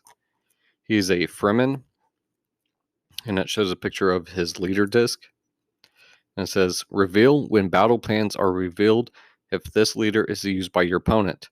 You immediately win this battle and lose nothing, even if a lasgun and shield are revealed. Enemy leader is killed and you receive its fighting strength and spice. Both players lose if both their leaders are traitors, and neither player gets any spice.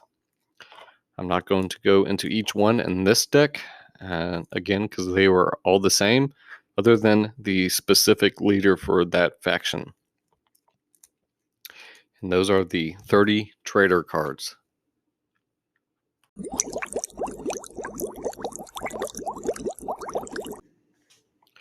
All right, next card clarification I want to get into is the Bene Gesserit cards. And again, these are pretty self-explanatory themselves, but essentially this deck is specific to the Bene Gesserit faction and is used in the advanced game for that faction. And these cards are just used for them, and they're going to predict what faction and what turn that faction is going to win the game.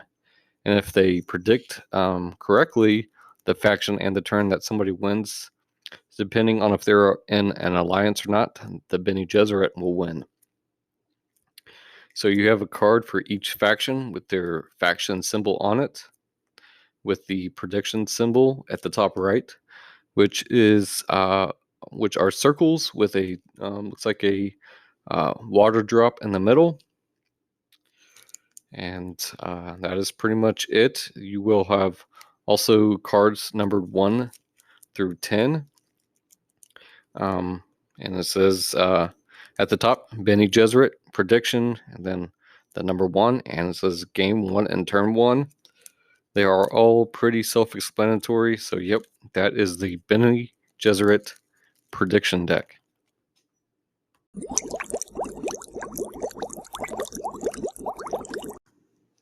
Next are the Alliance cards, and the Alliance deck consists of 6 cards, 1 for each faction. And these cards are used when you make an alliance with another faction in the game during the Nexus turn, and they serve as reminders for what that specific alliance grants you. So starting off with the Fremen, it says Fremen at the top, then Alliance, and the symbol for the Alliance cards are 2 hands shaking at the top right. If you make an alliance with the Fremen, while the Fremen are your ally, they may decide to protect or not protect you from being devoured by worms, and at their discretion may also allow you to revive three forces for free during revival. In addition, if the Fremen win with the Fremen special victory condition, you also win. Next is the Atreides card, and his alliance shows the Atreides symbol, and then it says, while the Atreides are your ally, they may assist you by forcing your opponent to show them one element of their battle plan. The Harkonnen alliance card, while the Harkonnen are your ally, traitor cards they hold may be used against your opponents if they so choose. The Bene Gesserit card, alliance, while the Bene Gesserit are your ally, they may voice your opponent. Next is the Spacing Guild alliance card. While the Spacing Guild is your ally, you may ship from your off-planet reserves onto Dune or cross-ship from one territory to another with forces that are already on Dune at the Spacing Guild half-price rate.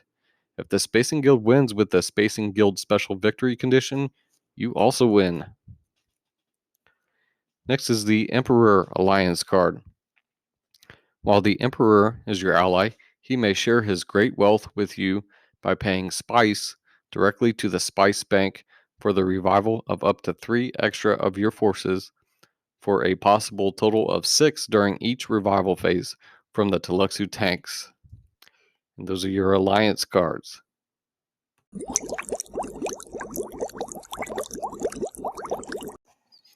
Alright, the Atreides come with an advanced game card called the Kwisatz Haderach card. And it shows the Kwisatz Haderach symbol at the top right. It says a leader bonus for Atreides. It has circles at the top, ranging from 0 to 7. And it also comes with a little token that matches those circles. So every time you lose forces in a battle, move your Kwisatz Haderach counter, which is that token, by the number of spaces equal to the number of forces lost. Immediately after your counter reaches 7, you may use the Kwisatz Haderach token, which is another token that you get. Then it tells you to see the Atreides faction advantage card. This Kwisatz Haderach token, this is what it allows you to do according to the faction card. It cannot be used alone in battle, but may add its +2 strength to leaders or cheap heroes in one territory per turn. If the leader or cheap hero is killed, the Kwisatz Haderach has no effect in the battle. A leader accompanied by Kwisatz Haderach cannot turn traitor.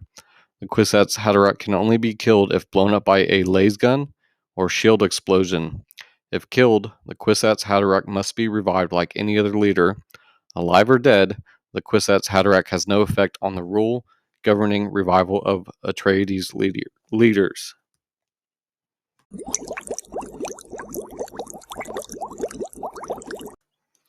The last deck up in our deck of cards for Dune, we have the Storm deck, and this deck is specific to the Fremen faction for their advanced game rules. Essentially, they get sector cards numbered 1 through 6, and again, they're called the Storm cards. And on the very first turn, you're going to move the Storm marker normally using the battle wheels on the first turn of the game.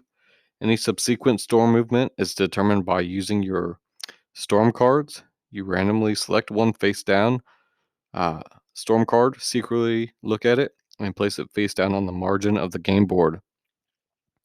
In the next Storm phase, the number on that Storm card is revealed. The Storm is moved counterclockwise that number of sectors, and your storm card is returned to the set of 6 face-down storm cards. You then randomly select a storm token and look at it for the next turn storm movement. And these sector cards, again, are numbered 1 through 6. They all have the same writing and picture on them, other than the number, either 1 or 6, or 1 through 6. And they say move the storm 1 sector counterclockwise, or 2 sectors if it is 2, 3 sectors for 3, etc. All spices and forces and sectors passed over or covered by the storm and sand territories will be destroyed.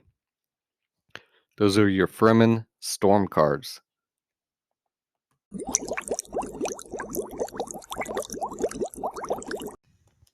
Alrighty, we are wrapping things up here on the periodic table of components. Next up, we are going to roll through some credits and we're going to close this bad boy out. Alright, so credits. The game designed. Actually, let's back up and do my disclaimer of if I demolish your name during this credits, I do sincerely apologize. I will do my best here. Alright, so the game design is Peter Alotka, Jack Kittredge, Bill Herbal. Development and Quick Start Guide is by Greg Alotka. Special thank you to Ian Allen at 7th Sun Games for rules consulting.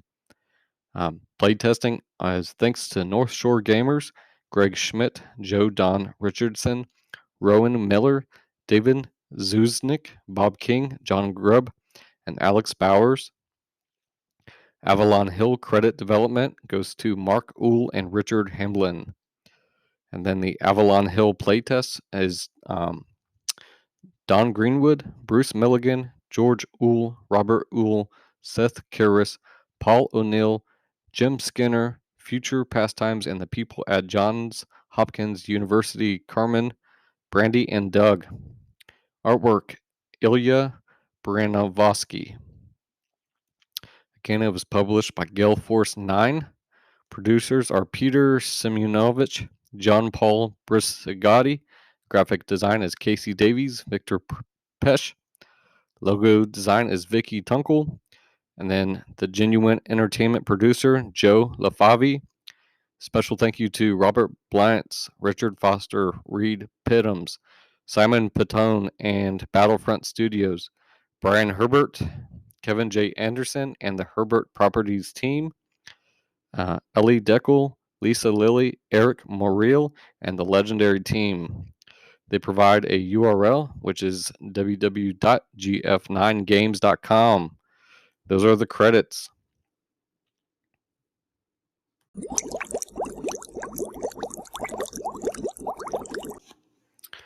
All right, time to wrap this up. This was Dune, a game of conquest, diplomacy, and betrayal. Now we're going to go off the planet of Arrakis, back to planet Earth here. And I just want to tell everybody who are listening, thank you for listening to this podcast. If you like what you hear, go ahead and get at me on Instagram at Periodic Table Pics, or you can email me at the Periodic Table of Components at gmail.com. If you have any additional comments or just want to talk about the rules of the game or the game itself, I would love to hear from you. Again, this has been your lead gamist, Greg. Thanks for coming into the lab today. Just a quick note, I do plan on doing an episode for the Ixion and Telexu house expansions for this game, and also the CHOAMs and Rachis expansion for this game, not too far from now. So again, those factions are going to add a lot of elements to the game itself, and I'm getting excited to look into those for you. And again, thanks for listening to TPTOC. Lead Gamist Greg out.